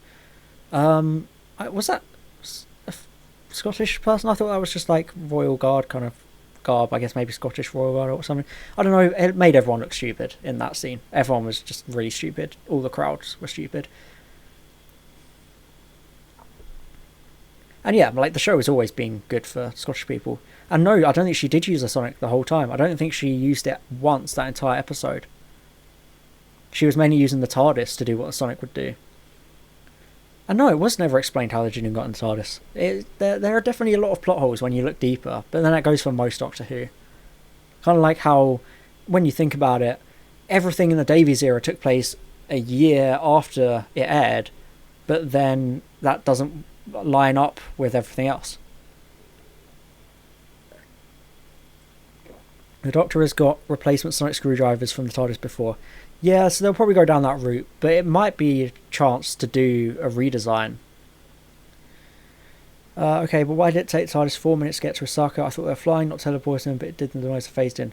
I actually liked that they did that, because I watched the TV movie last night, as you must do every New Year's Eve. If you didn't do it, make sure you do it at the end of this year. You have to do it. So I watched the TV movie, and in that the Doctor says that Gallifrey was a good 10 minutes away from where they were in the TARDIS. So I like the idea that TARDIS can't just instantly travel. It takes some time. But then the show's always been really inconsistent about that. I don't know, just when Jodie always does the stupid, what is it? It's like the thing, or like the thing, whatever. She always like reaches out really over dramatically. And yeah, Revolution of the Daleks definitely felt a lot of stuff was based on previous stuff. Like I've been saying, the school reunion thing. But then again, a lot of Doctor Who isn't exactly original. I mean, a lot of it is based on other stuff. So I would give it kind of a pass. But it did lack a certain touch to make it feel unique. Other doctors. Yeah, she does just yeet the sonic screwdriver. I don't get why she does such a ridiculous arm movement.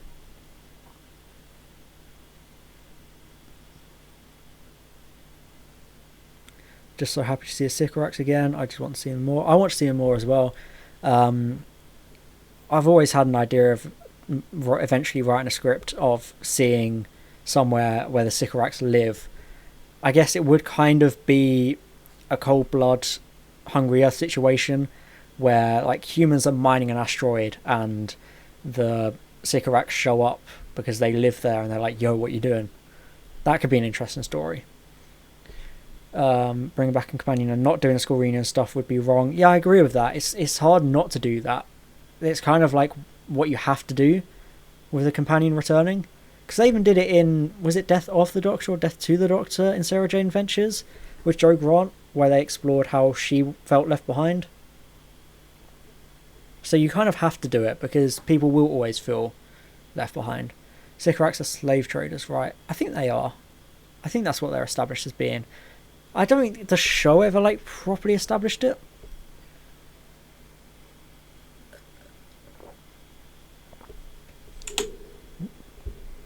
Hope I didn't break anything. I accidentally hit my escape key there.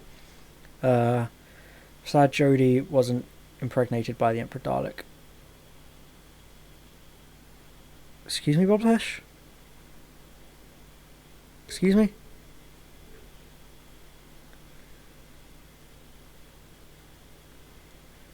Didn't like those women danger in the prison. Yeah, I agree with that. That felt like a monster that was just awkwardly shoved in there for cameo's sake. Why does Jodie's doctor talk to herself so much? To be fair, Capaldi always talked to himself. Want to see a Slovene again, but I don't have a place in the show anymore. Yeah, they are too much of a joke. Cynical, I can't do anything about you mocking me, I swear. I swear. Okay, you have to make an edit of that then. Alright? If you're making that joke, Cynical, you have to make an edit of it. Me accidentally knocking my key and TARDIS dissolving into nothing. Alright, if you make an edit of that, I'll let you get away with it. Guess the Daleks weren't just firing water. Oh, the water pistol Dalek at the start, that got a laugh out of me. It kind of looked a bit pathetic, honestly. I know it was supposed to be a water cannon, but it looked like a water pistol. Just glad the leak of the Doctor being used to give birth to a Dalek child was... What? Who made that up? Because that sounds fake. It's clearly fake. It's fine for McGann and Capaldi to talk to themselves because their voices are sonorous. I get that. She appears to have memorised all of Harry Potter and the Philosopher's Stone. Bad choice. Bad choice of book to memorise. Would have been better if she did Fellowship of the Ring, probably. How many times did the Doctor read Harry Potter to herself at night in prison? Probably enough times to forget who wrote the book.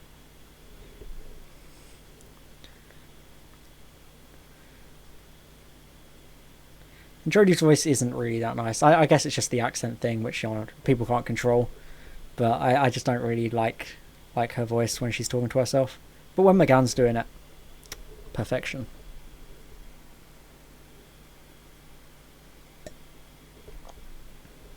What Dalek? What is it with this pregnant Dalek thing? Sad that Jodie's TARDIS doesn't seem to have hundreds of rooms like it used to. They have implied that, but yeah, they're not showing it. I guess budget reasons or something. I don't know. What's your opinion on the Sixth Doctor? I really need to get around to a 0, honestly.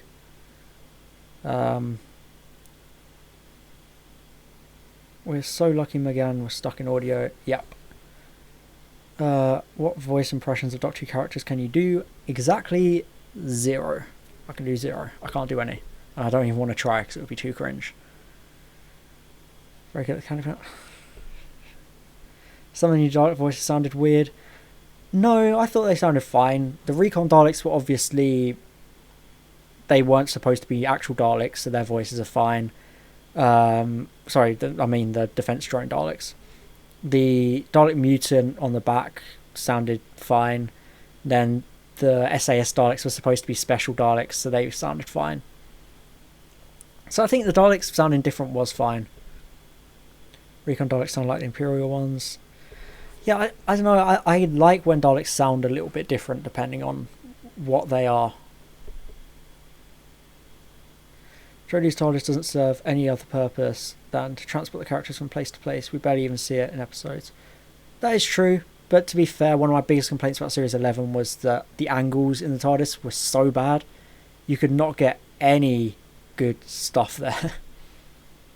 Like, you could not get any good angles in the TARDIS in Series 11.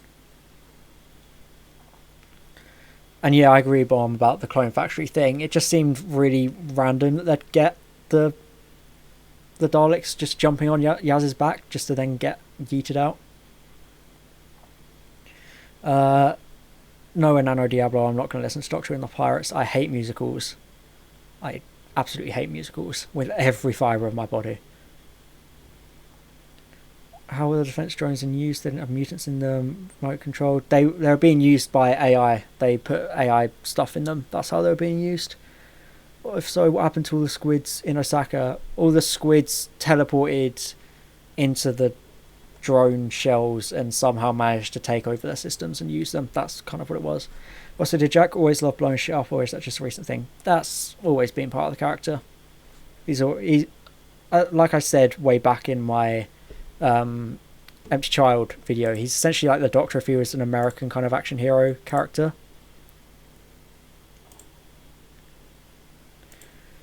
Yeah, exactly. I agree with you, Matt GJ. It wouldn't have made sense for like the drones and the squid Daleks to all sound the same. The UV light was a weird way to get them all into the things. That was a very weird thing to do. Let's bring back the American Leather Club Master. Yes, they do have to bring back Eric Roberts. He would just make everything better. But I feel like the root of the issue with this episode was just too much. There was too much to do.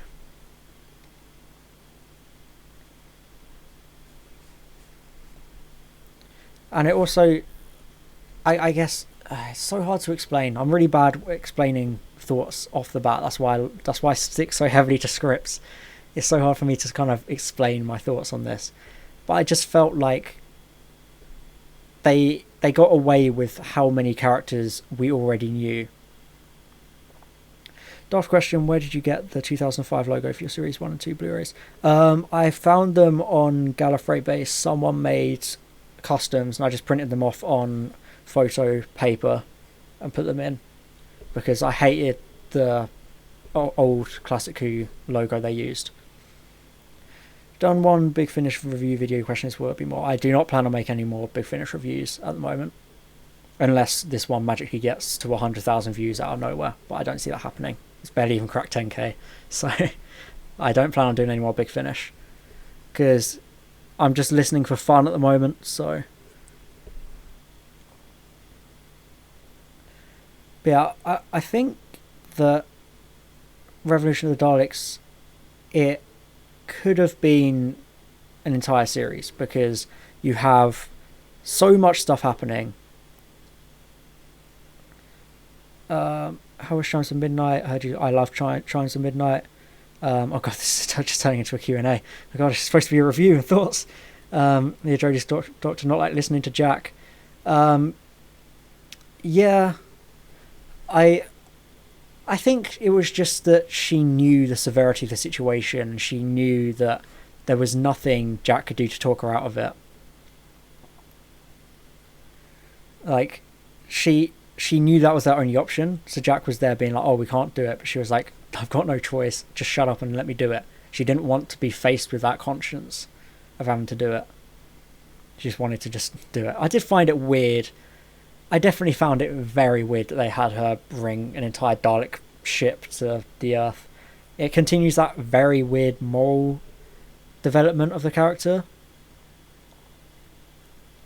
Like, you have this character who is supposed to be a bastion of good, yet locks spiders inside a room to suffocate slowly and die, and countless other stuff, and now she one-ups all of that by bringing a Dalek ship to destroy Earth. And they're trying to play that off as like, oh yeah, it's fine. Seems like there would have been other solutions.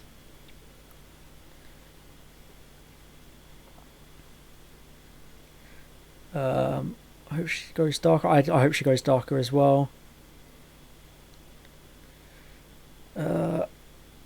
What do I think of the John Bishop announcement? I just think it's so annoying. We had all these leaks and like set photos of just her and Yaz, and it thought, right, finally they've learned from their mistake of too many people, and they're gonna just do just one companion and flesh out Yaz. And now they're just stunt casting another celebrity in. Like, it just makes me feel like they have no faith in like Jodie and Mandip, because they had Bradley Walsh there to bring attention, but now he's gone. It's rather than them being like, okay, they can stand on their own, they're like, oh no, we need someone else, we need to bring in another famous face to help carry it. I just think it's a bit weird. Yeah, I really want Jodie having a new costume as well, and dyed hair would be cool as well. Maybe like blue, at least a blue stripe or something. I don't know, like blue hair, it's cool. Hope they'll bring Bishop in halfway through the series. It's barely even going to be a series. It's only going to be 8 episodes, and one of those might be a 2-parter, probably a finale. So it's only going to be 7 stories, and that might even count Revolution of the Daleks. It might even only be 6 stories. Like, I hope that they might do John Bishop as kind of like an Adam character, where they do a failed one. Harbo, would a cosplay as a Doctor Who character? No, probably not. I guess like the only one I could probably do would be like Tennant, because he's the easiest to do, because, you know, I have the same hair colour. Why is it only 8 episodes? Because of COVID stuff. They're having to cut down episode counts so that they can actually film stuff, because if they had a full 10 episode series they wouldn't be able to film it all. We got our first emote used in the chat. Thanks, Blobfish. First use of an emote in the chat. I was worried it wasn't even working, because I had enabled the emote things, but they're not actually working. Pretty sure I've read that John is being introduced straight away. Feels like one of those things, every time I try and give this era the benefit of the doubt, it finds a way to get me annoyed.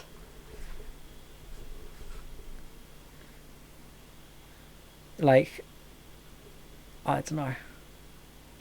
It feels annoying that just when they had this chance to have a focus on characters, they bring in another new companion and won't even give Yaz any time on her own. It's frustrating. It's frustrating. You think, you know, they're getting rid of 2 characters, that they'll just clear up a lot of character space, and they're just telling us to go fuck ourselves, basically. They just seem to go so far away from what they need to be doing to keep people invested and interested. It feels like they keep making the wrong decisions.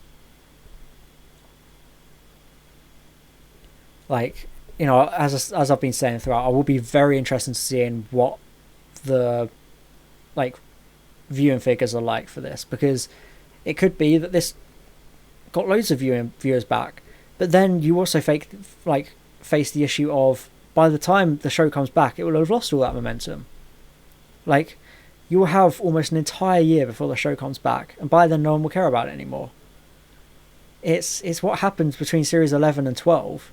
You know, they had so long between it, no one cared when it came out, because any of the hype that had built up was gone. Like, it's just one of those weird things. Because, you know, you get off the back of this, you go, oh yeah, I can't wait for it to come back. And it's like, oh, what do you mean it won't be back until autumn or something like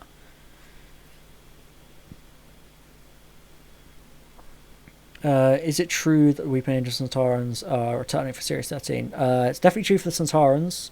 Not sure about the first one. It could have been for the mobile game. You only cared about this because it had Jack and the Daleks. Exactly. People will watch this because it has Jack and the Daleks. But because there's so long before Series 13, people will get bored again. Like, people will lose all interest when it comes back. That's what's consistently happened with this series. It's been consistently happening since 2013, since Smith left. You know, there's been longer gaps that people have just been not caring, because you forget what happens. You think Series 12 happened 2 years ago by this point, even though it started a year ago, but the year was so long that it's felt so long to get to this point that it makes me worry that they're not going to be able to maintain viewership for a long time.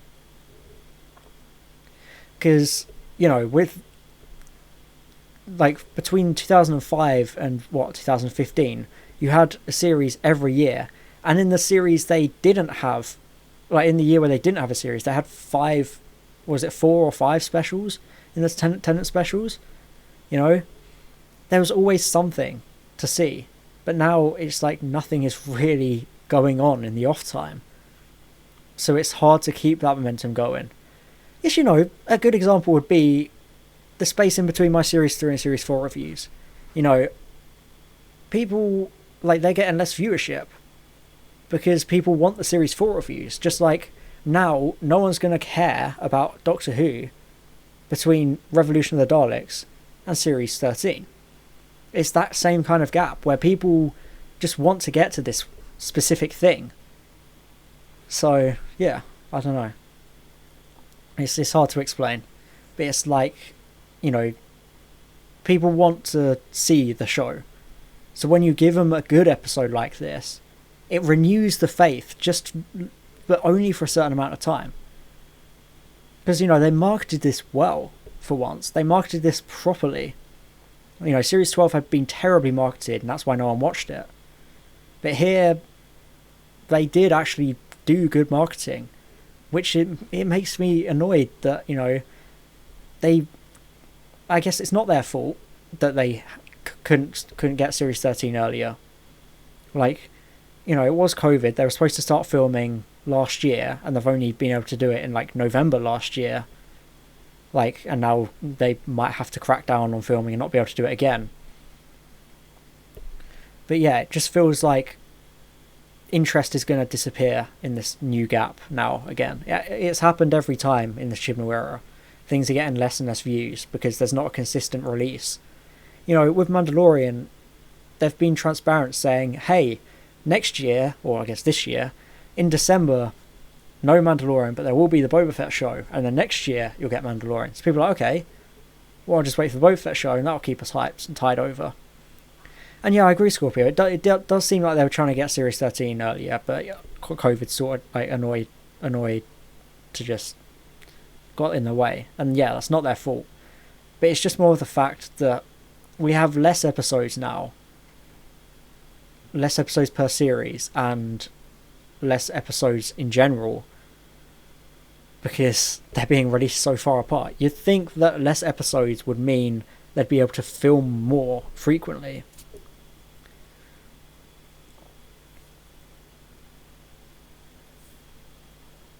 I get what you mean, Matt, about it being a letdown, but I guess I went in so pessimistic that I found it pleasantly surprised.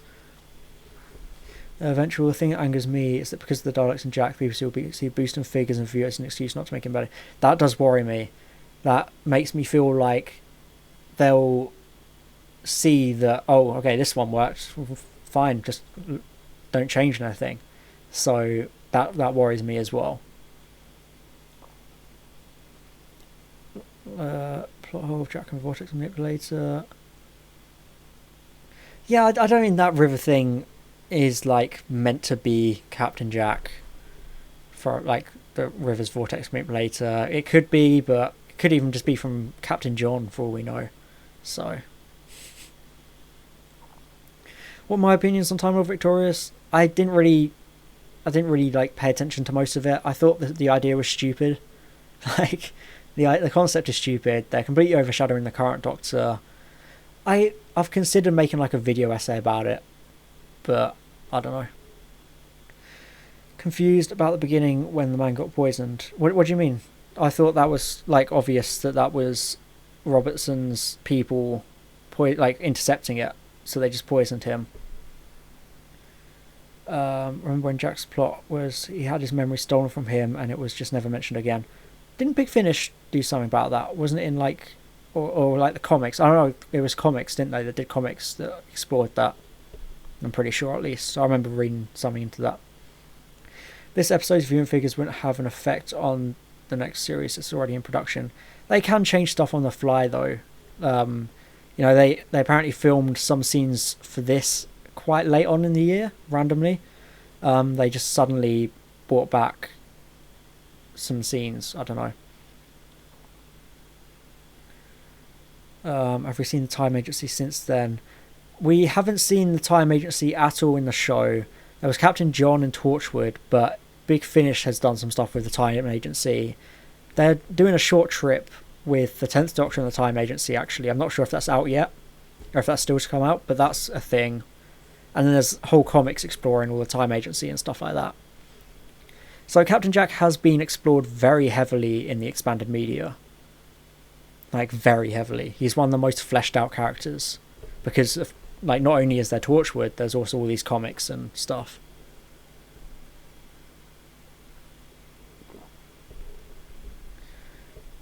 Can't wait for Torchwood reviews. I'm really anxious about these Torchwood reviews.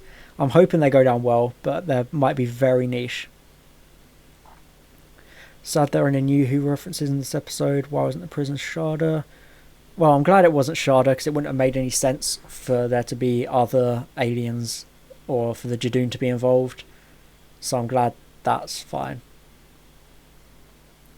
Big Finish is canon if you want it to be canon, because they BBC the Big Finish has the license, so they can make it, and it's literally just up to you if it's canon or not. I mean, Night of the Doctor established that the 8th Doctor had companions by the name of Charlie and Molly and stuff like that. Love to see a new Time Lord who is alive but isn't the Master. The monk! Bring back the monk!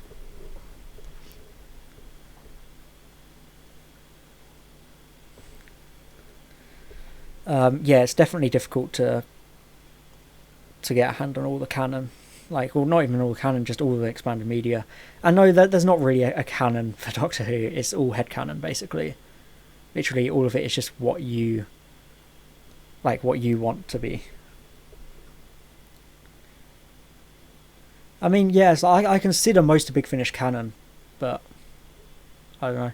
I'm glad the prison asteroid wasn't Stormcage or Sharda. I'm glad it was just its own new thing, because the Jadoon are intergalactic police people. They gotta take people somewhere.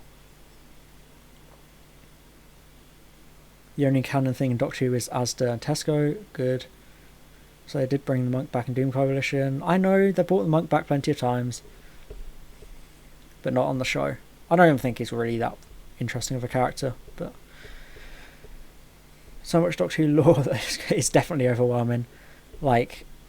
If you just go on TARDIS Wiki, there are so many random articles of characters you have no idea, who have so many backstories. So many characters have really in-depth backstories. It's almost as bad as Star Wars.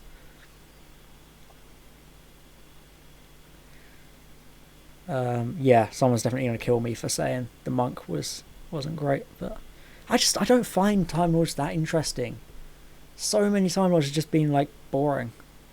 How come the delivery bot Jack and the Jadoon can now teleport into the TARDIS? Delivery bot, I have no idea, but wasn't the Jadoon is because she hadn't put her shields back up. I thought that's what it was. And then I guess as a result, because she hadn't had the shields up then, that allows Captain Jack to then get in the TARDIS, because the shields were still down.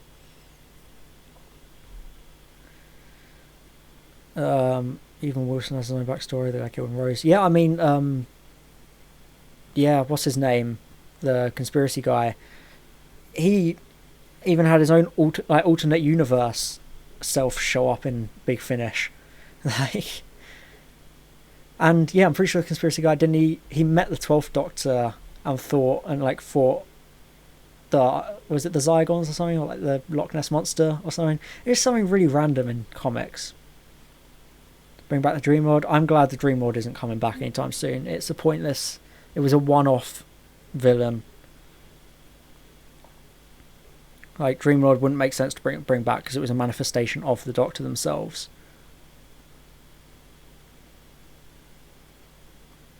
And yes, happy 2 hours for the stream. I didn't plan on going this long, but here I go. I just wanted to hop on and just kind of talk about, like, just have a chat about what I thought was going on with Revolution, because it's I could have made a proper video about it, but I didn't really think anything like that. Clive, yeah, in the novelization there were like alternate Doctors, wasn't there? Like, it was like a really tongue-in-cheek thing. There was like one in a wheelchair, and then like one, I can't remember, like Davies wrote something really tongue-in-cheek in the Rose novelization to basically take the piss out of the NMDs by saying these possible Doctors who were all like manifestations of things the NMDs would absolutely seethe to know about. Wish there were more New Who novelizations. Yeah, I mean, I don't really read the novelizations, so the only novelization I have at the moment is The Invisible Enemy, which I know a lot of people hate that one, but it means that story has a bit of a special place in my heart because I read it so much as a kid, and then, you know, when I watched it wasn't that great, but yeah. And yeah, Matt, this has been going on longer than the episode. Not sure if I've said this in the video, but I'm interested. What is your favourite Christmas special for each Doctor? I don't know, actually. I don't, as much as I love the Davies era, I don't really like most of the Christmas specials all that much. I'm guessing I would probably say Christmas Invasion for the Davies era, then Smith era. I don't know, I don't really like any of those. I guess I'd have to say Christmas Carol, even though I think that's one of the most overrated episodes in the show's history. And then Capaldi is definitely Last Christmas. That's the only one I'm certain on, is Last Christmas.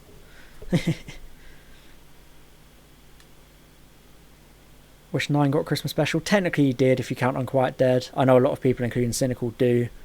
So you can count Unquiet Dead as the 9th Doctor's Christmas special.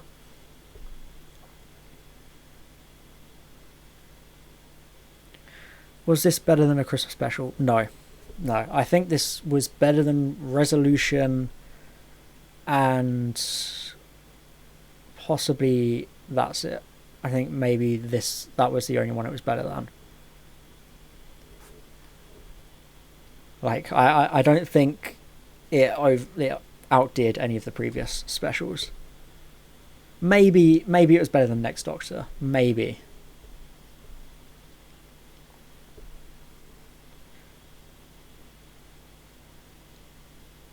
So happy we're seeing more 9. Yeah, I'm really looking forward to that. I'm glad I've actually recorded it now. I was worried when I found out they hadn't recorded it for ages. Like, they'd announced it and then not recorded it. I was like, oh god, what if they never end up getting it recorded? You know, it would have been really worrying. It's my least favourite episode. I don't know. In total, I don't think... it's difficult to do. Probably one's my face reveal. I'm not sure yet. I don't know. I'm not quite confident enough to do that yet. Right now I just use an AI reconstruction. I'm actually a VTuber. I'm just a really, really good VTuber. Basically Code Miko, but better. What's your least favourite episode? No, sorry, I did that. I don't know.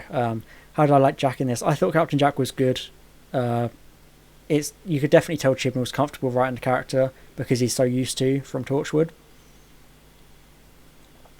What I think of the naff line about Gwen? I liked the acknowledgement of her existence, but yeah, it was kind of a bit shoehorned in. They could have done a bit more. Cynical, why so weird? Why you gotta say stuff like that? What's my opinion on Torchwood? Love it. I even like Day One. I even like Cyberwoman. So yeah, I've got, how many is that? 6 reviews this month of Torchwood. So look forward to those. And then in February, I'm going to be doing Torchwood Tuesdays. I'm calling them Torchwood Tuesdays. So it's going to be Torchwood review on the Tuesday, and then the Series 4 review on the Thursday. But in January, it's just going to be Torchwood, and then onwards, it's going to be both. Because I understand Torchwood is incredibly niche, and people want the Series 4 reviews, and I've only just started making the Series 4 reviews. So I kind of wanted to wait a while. And I will not be forgetting the April Fool's video. I am very looking forward to making that. Who's my favourite New Who character? Probably Clara. I know people hate her, but can't help it. What do I think of Yaz telling Jack he was insecure? I mean, it seemed like it was just for the trailer. It genuinely seemed like that was just for the trailer. And I kind of felt that way with a couple of lines in the episode. It felt like mainly what Captain Jack was saying were lines they wrote thinking this is going to be in the trailer, and then they didn't really integrate it well enough. Was that just me that got those vibes where it was like they just wanted to make sound bites to put in the trailer?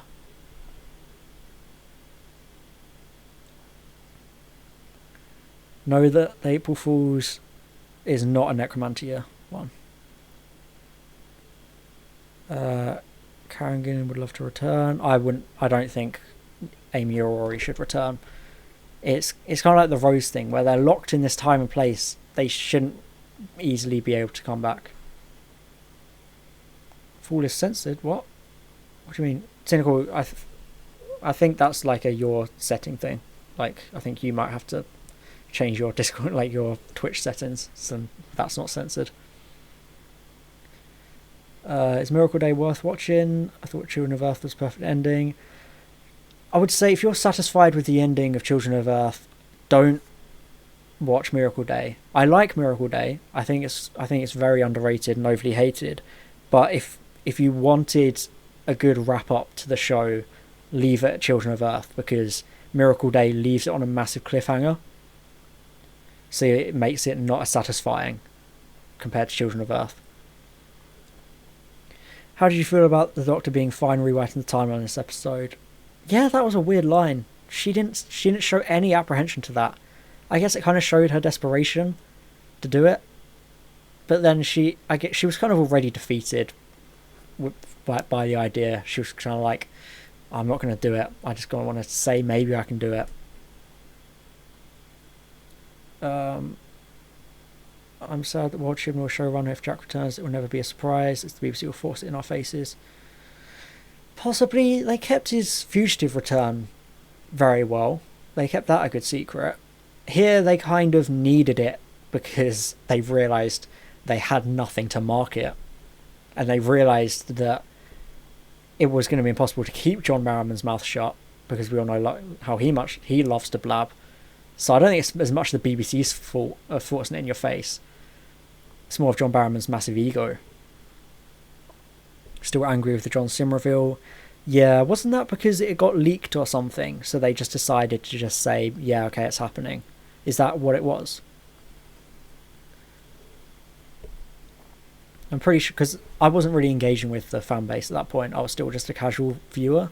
So I don't really know what was like the reasoning behind the John Sim reveal in Series 10.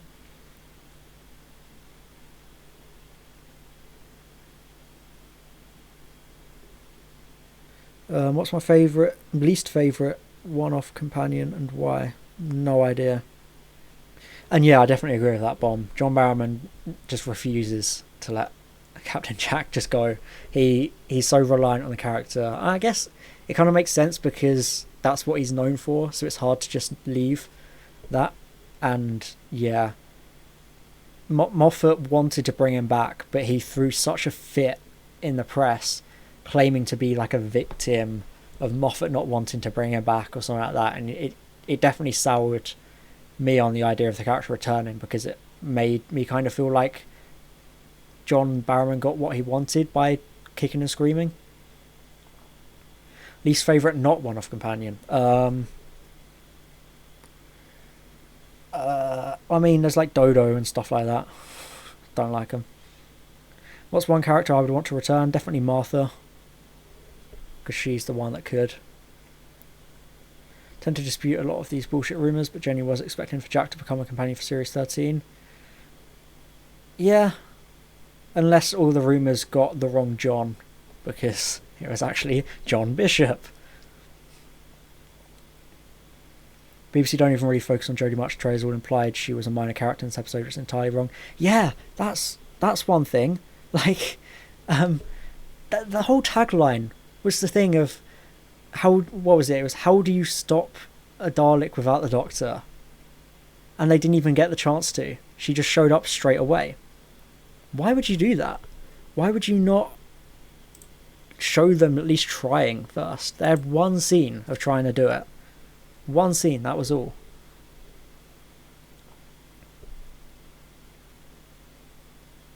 So it feels like they should have done more with the Doctor inside the prison.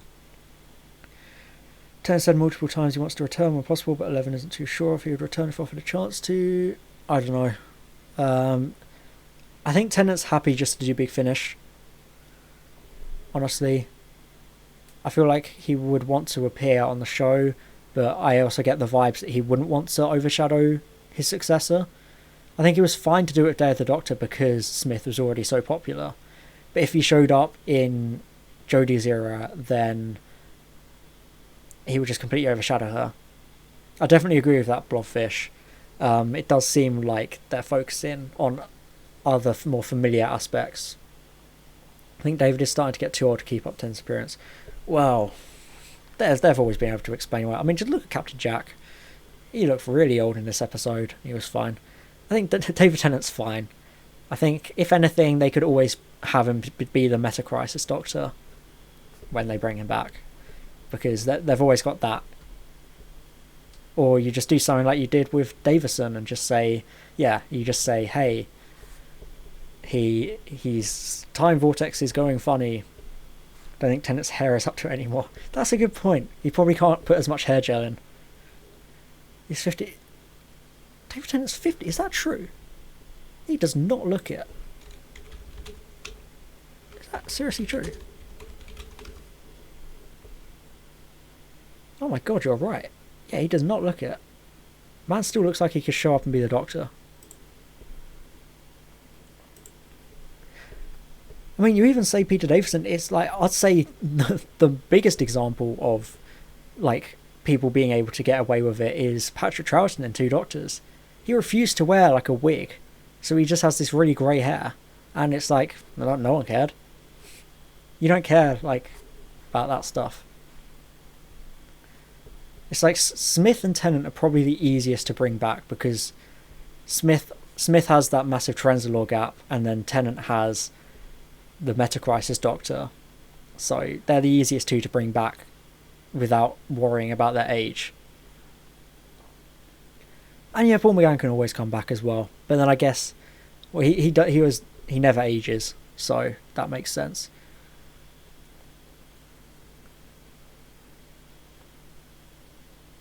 Yeah, exactly. Like Paul McGann is just forever young.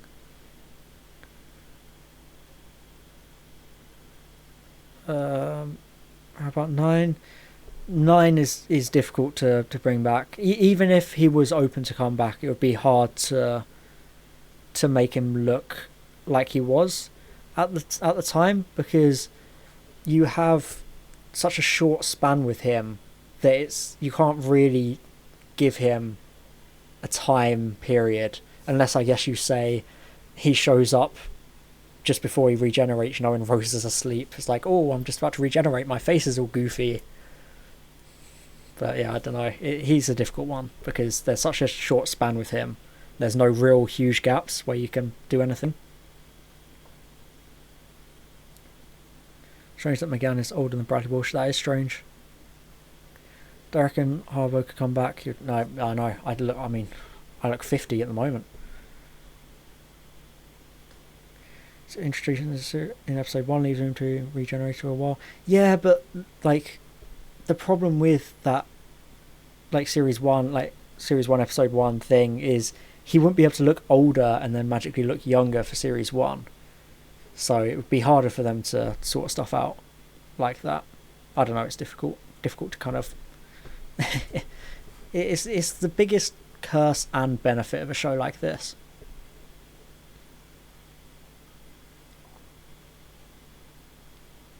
I mean, with Captain Jack, they at least had that line in Last of the Time Lords where it's like, oh, grey hairs or whatever, because they knew that every time he came back he would look a bit older. And then like you see him in Miracle Day and he looks like B-Tech older Tom Cruise. Like, it's just weird. When's the next Discord Rights to? Unfortunately, we're not going to be doing it again. It was so difficult to organise, and then an absolute pain to edit, and then it was like a really specific niche viewership, so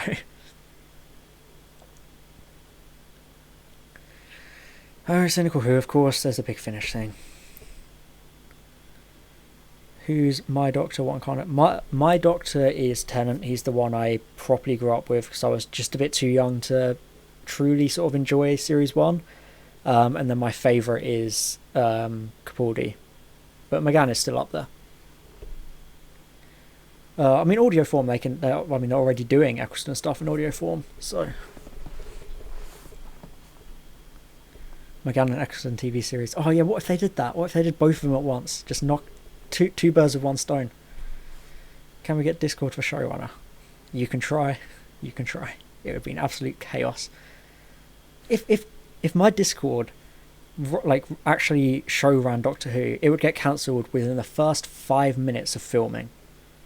Not even that, it might not even make it to filming. It would get cancelled before the show even started production, because they'd look at the scripts and be like, what the fuck is this? What the fuck is this? You're a joke, we're cancelling the show. That's what would happen if my Discord wrote Doctor Who. So desperate for more 9 content. Yeah, I'm really looking forward to his Big Finish stuff. Interesting that the first box set won't be having Rose in. Write good script. Discord would do pretty bad. You would not be able to write a good script. Thong of Doom. God, imagine the actual budget they would have had to come up with for making Thong of Doom a reality. They would have had to have signed McGann, Bernard Cribbins, what's her name? Played a Sophie Aldred, resurrected Anthony Ainley from the dead, got Eric Roberts, got Nick Briggs to do loads of Dalek voices, then had to get who else? Matt Lucas back for Nardole, Sylvester McCoy back to play the Doctor, Jodie to play the Doctor, Patrick Troughton has to be resurrected from the dead. So yeah, I'm just gonna say they would probably not be able to make anything like that. Do I think Jodie will be good in Big Finish? Like how Colin Baker is much better in it. Anyone's better in Big Finish, honestly. Big Finish really know what they're doing. Big Finish could make Jodie an incredible Doctor. Like they could do wonders. Like I'm not even like doubting it. They would do amazing. Is the production cost really over $1 million per episode for this? Because you've got to look at what they did in the Davies era for so much less, and even the Moffat era for so much less. Like they did so much more with so much less budget, and now they've got more budget and it seems like they're doing less with it. It just baffles me.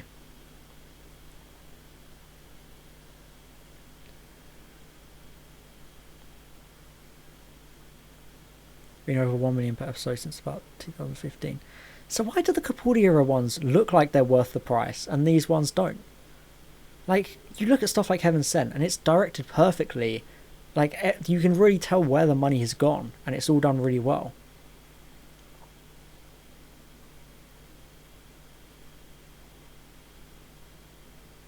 Like, I feel like they rely too much on location filming at the moment. Like, I recently did my Fires of Pompeii review. I recently wrote and edited that.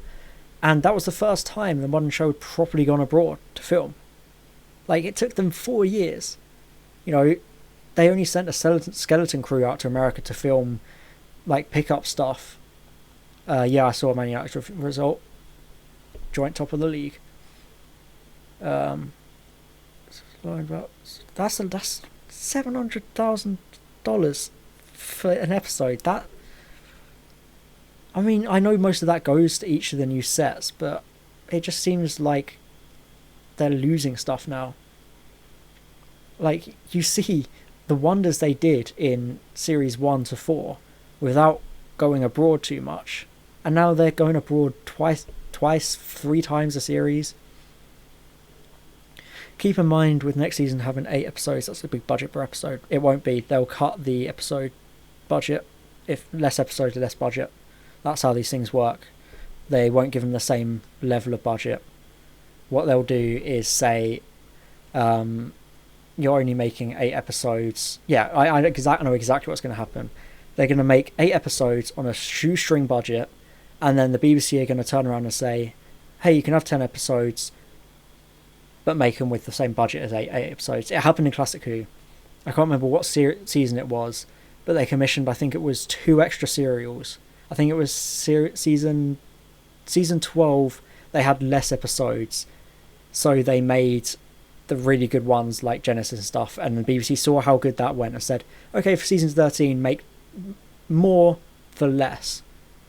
And you can tell that really detracted from some of those stories. I reckon that's what's going to happen here, because if you perform well with 8 episodes and a smaller budget, then they'll just say, hey, just stretch the budget for more episodes next time, and it just never works out.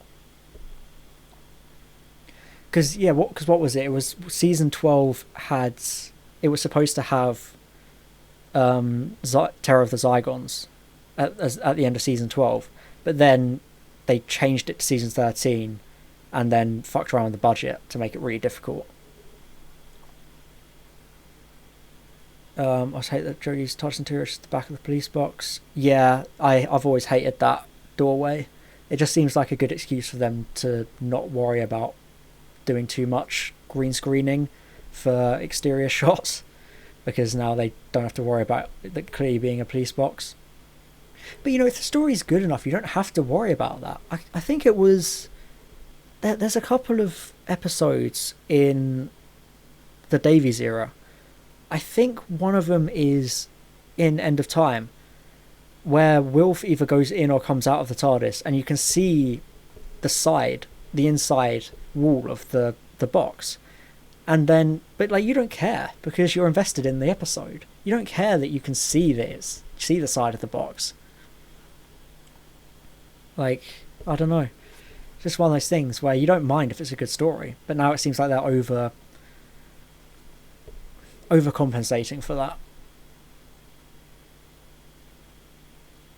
Most budget goes to CGI, but like, I don't think it needs to go to CGI. That's the problem, because the CGI doesn't even look good. They've lost the mill who made all the good CGI, so now you cut the CGI budget, do more without needing CGI, and reinvest the CGI, because the in-house CGI does not look as good as the mill.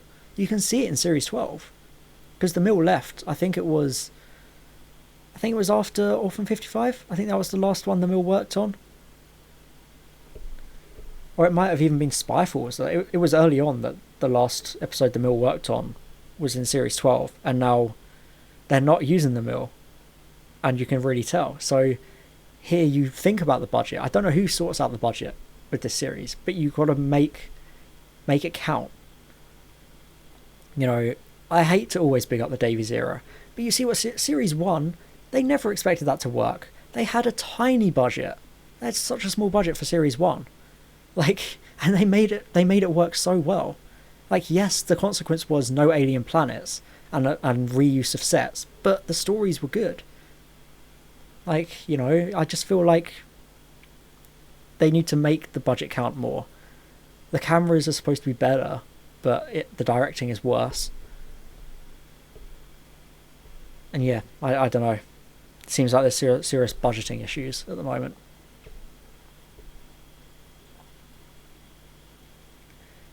The Mill, Stormgem, the Mill is the effects company that worked on everything New Who up until early series 12. They made all the like CGI and visual effects and stuff.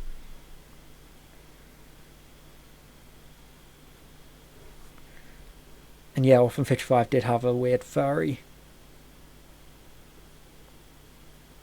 I can't remember who it was.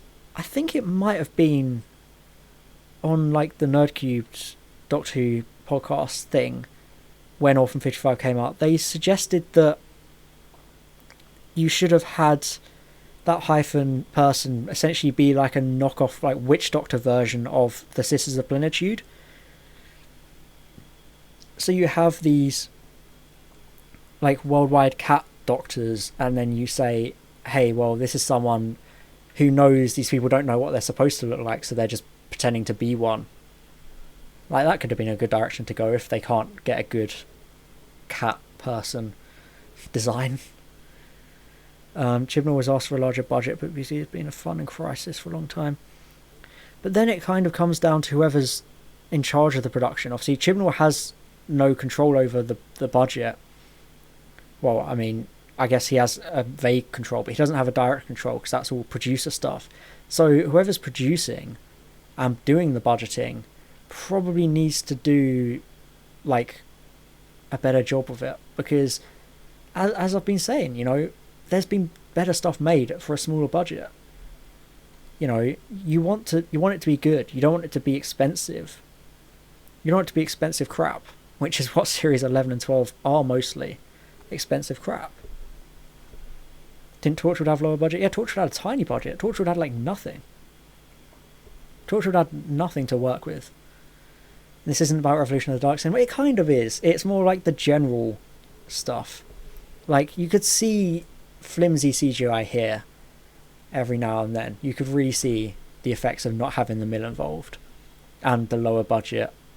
I feel like it was reflected here, like with the goofy TARDIS crumpling effect. That looked bad.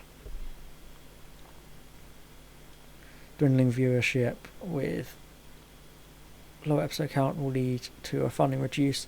Possibly, they're probably doing that already, but I don't know. It's so hard to talk about budget when we don't have specific figures to work with, because it feels like, you know, we know the viewership is getting lower, but we don't know like enough of the digital like side of things. We don't get a good enough idea of iPlayer streams and stuff like that. I know they say, but then you don't kind of understand everything that comes together to get the proper stuff. You don't understand how people are saying that.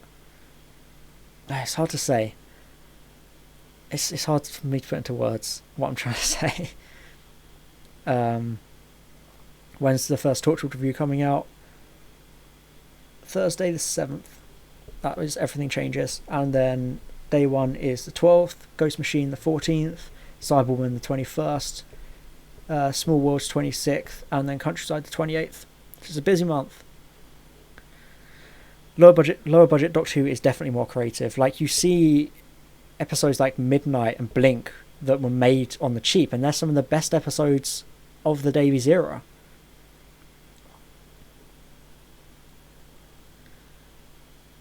Like, you see the expensive episodes. The most expensive episode of the Davies era, at least, well, the most expensive episode of series 1 was End of the World, and people don't really talk about that.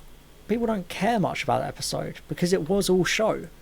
So then they had to do Boomtown on the cheap, and then the next series they spent loads on New Earth and The Impossible Planet and stuff like that. So then they did Love and Monsters on the cheap, which, you know, say what you will, I think it's a well-written episode. Then, you know, series 3, that was a very expensive series to make. They had to make Blink with no budget, basically, and that's critically acclaimed. So you just see stuff, some of the Dr. Light ones that were made to accompany the low budget are some of the best ones.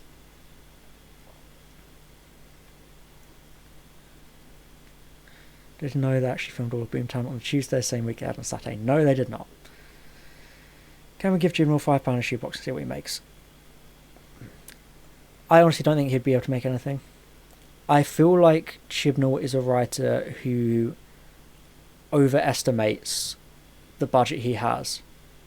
You know, you had writers before who thought, okay, well, I don't have the money for this, we have to cut this. With Chibnall, I don't think he has that mentality. I don't think when he's writing, he not quite understands the budgeting of the episode, which, you know, it's not his fault. You know, like, man's fault was just, like, man's, like, job is to write. He's not there to make the budgeting, decisions.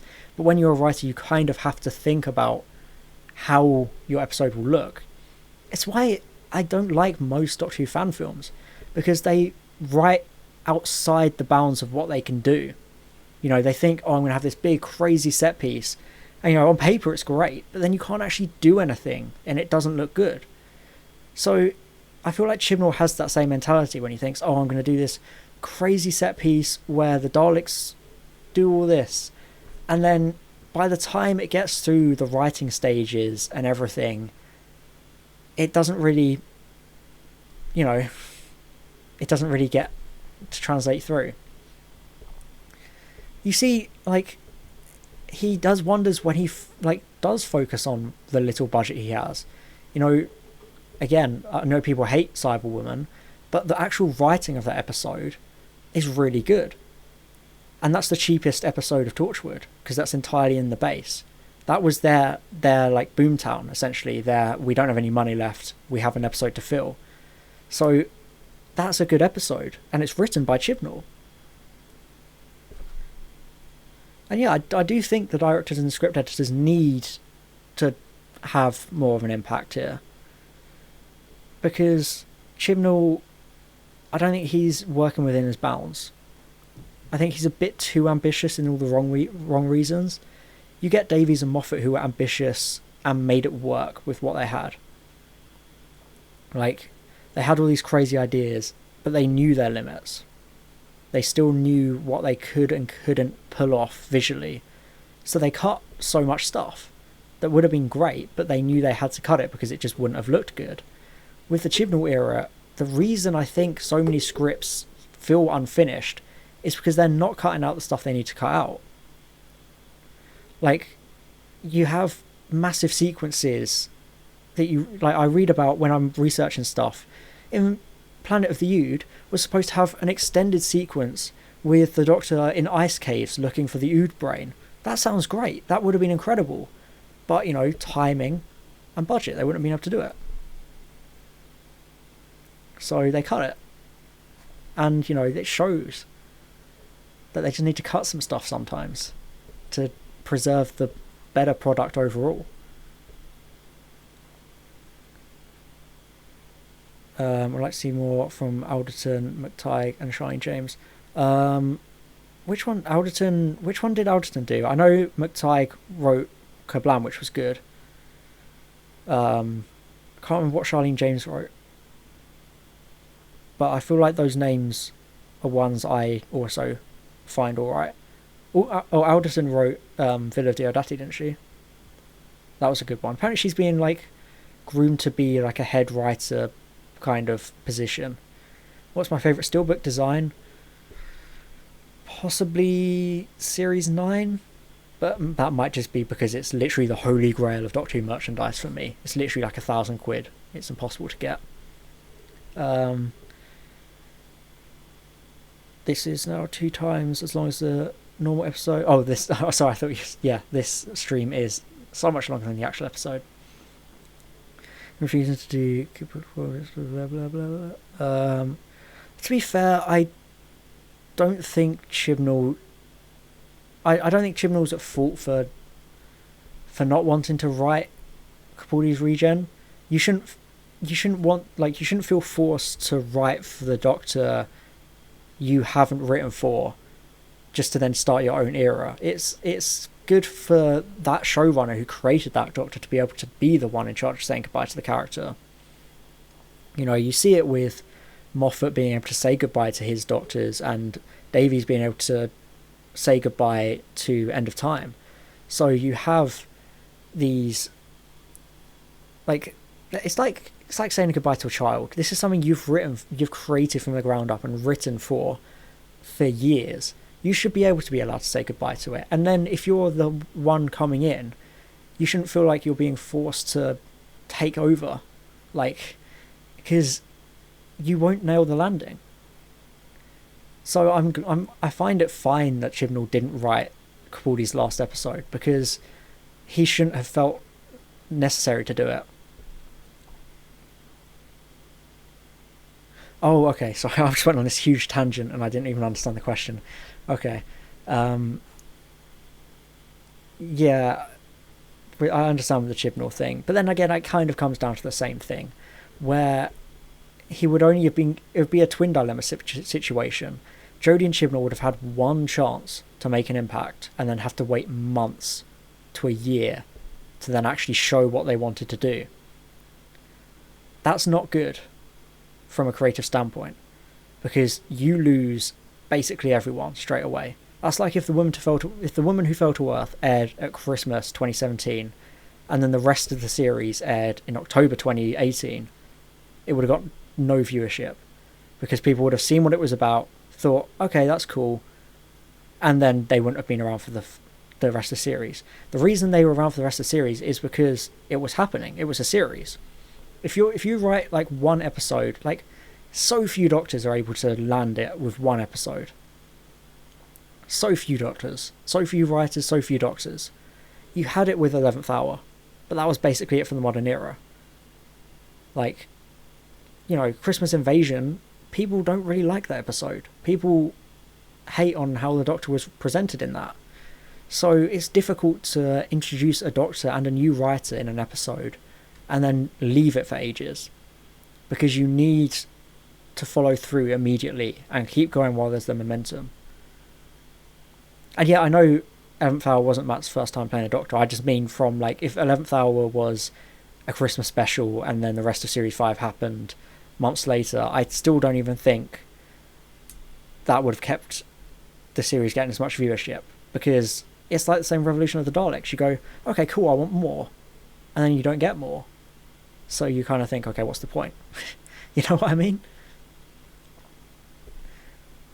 And I know you buy Blu-rays. Yes, I have pre-ordered the Season 8 Blu-ray. Can't wait for that to arrive. I've been getting all the collection ones.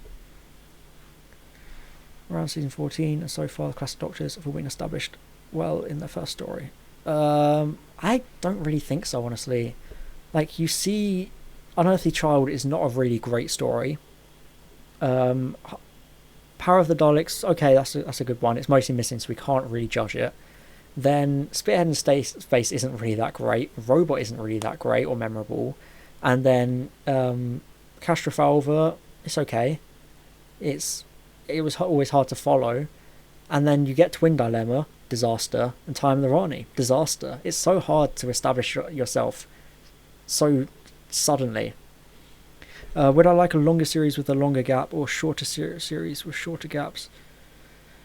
Probably actually shorter series with shorter gaps. Kind of like a Mandalorian situation, where, you know, 10 episodes, 1 year. That works fine. Like, it's the problem with getting 10 episodes, 2 years. That's the issue.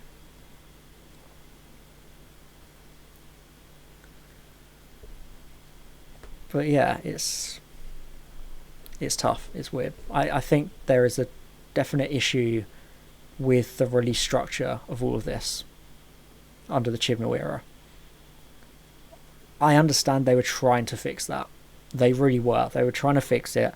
They wanted this to happen on New Year's and then to start series 13, in I think it was even like spring this year initially, or something like that, wasn't it? Or something like that, spring or summer this year. They wanted it early this year because they were going to be filming straight after Series 12. But then they couldn't because of COVID, so they had to push everything back.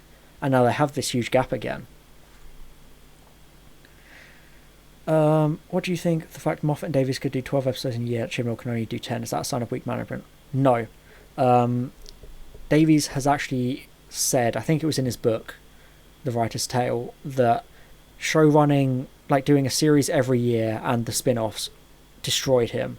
It was too much. And I hate crunch. I am like definitively opposed to crunch. So if this scheduling is what they need to do to avoid crunch, then I'm happy. I'm glad they're not putting themselves under too much strain. I don't think that it makes them any weaker unless they clearly are like cutting corners for the sake of it. I feel like they could do 12 episodes in a year, but I don't know. I mean, I crunch myself, but that's because it's myself. I don't like when people crunch other people. That's my issue, because then you get Cyberpunk situation. God, imagine if we had a Doctor Who series like Cyberpunk, missing visual effects, like glitches in the episode, just like outtakes just in there. You know, I guess that would kind of be Invasion of Time then, wouldn't it? Sontaran just tripping over a Sun Lounger. An actor I'd love to see in Doctor Who is Ewan McGregor. Not sure if he'd be a great Doctor, but his acting is phenomenal. Make an amazing character. It would be hard to not see him as Kenobi. I guess the Kenobi series will basically be Ewan McGregor as the Doctor. Just wonder if the less episodes that Judah Chibnall use too much budget. I do feel like that. I do feel like they spend too much on showpieces and don't make up for it with good writing elsewhere. Like, you see how they had those issues in previous series, but they managed to make up with it with good acting, good writing, good performances to make up for the limited budget. You know, so many episodes made on the cheap are acclaimed, like I was saying earlier. Blink, Turn Left, or not Turn Left, sorry, Blink, Midnight. Then you get ones like Amy's Choice that was made on the cheap, and you know, all this stuff, it's so celebrated and acclaimed. And like Heaven Sent, it might not have been cheap, but it was still very like specific with what it did, with what it could do, and it was good. Sorry, is my stream going to shit again? Am I glitching out? Is it because I dared to speak up against Cyberpunk? CG Projekt Red's shutting me down. I've been removed from the PlayStation Store. But no, I just feel like stuff like Revolution of the Daleks could be better if they thought more about the budget. Yeah, if they focused on the budget more, it would be better.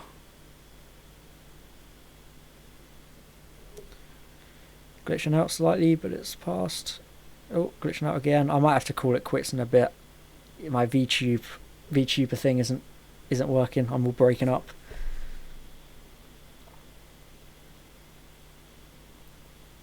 Yeah, I'm probably going to call it quits now because it just seems the stream is just giving up. I'm completely glitching out everywhere. So, probably going to call it quits in a minute. To round things off, I feel like Revolution of the Daleks was okay. I know I've been mostly negative this stream, but it was an enjoyable episode. I had a good time with it. There were good moments, good character moments. Some good emotional beats were hit.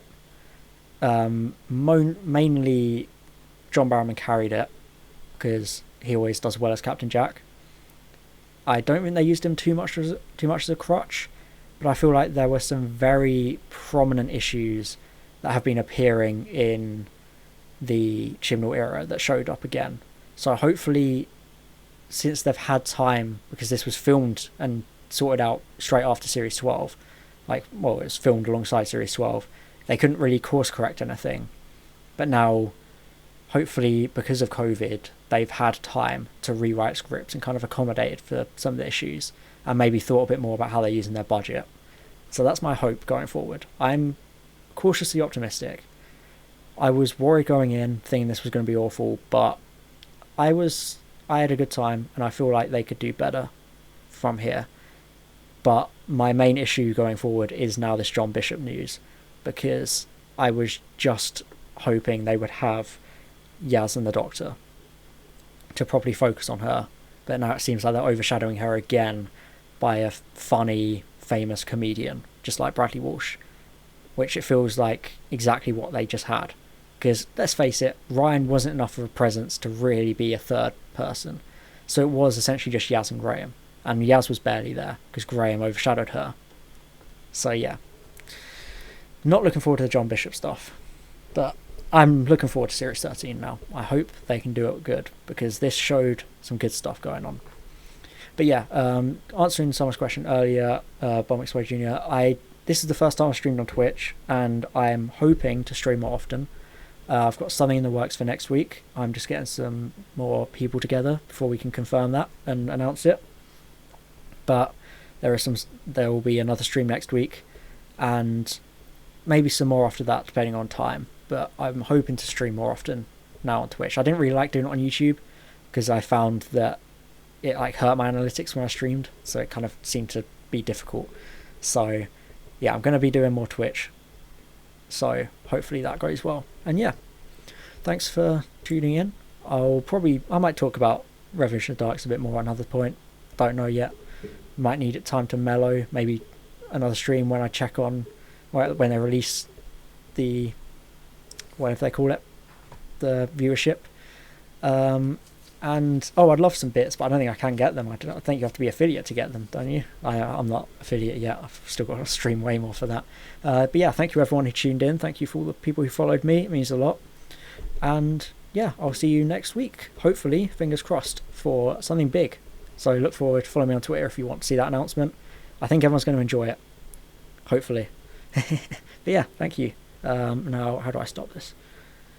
Okay, bye everyone. And I hope you enjoyed Revolution of the Daleks. And if you haven't watched it yet, I hope you do enjoy it when you do see it. And I hope I haven't spoiled too much. But yeah, thank you. Have a good night.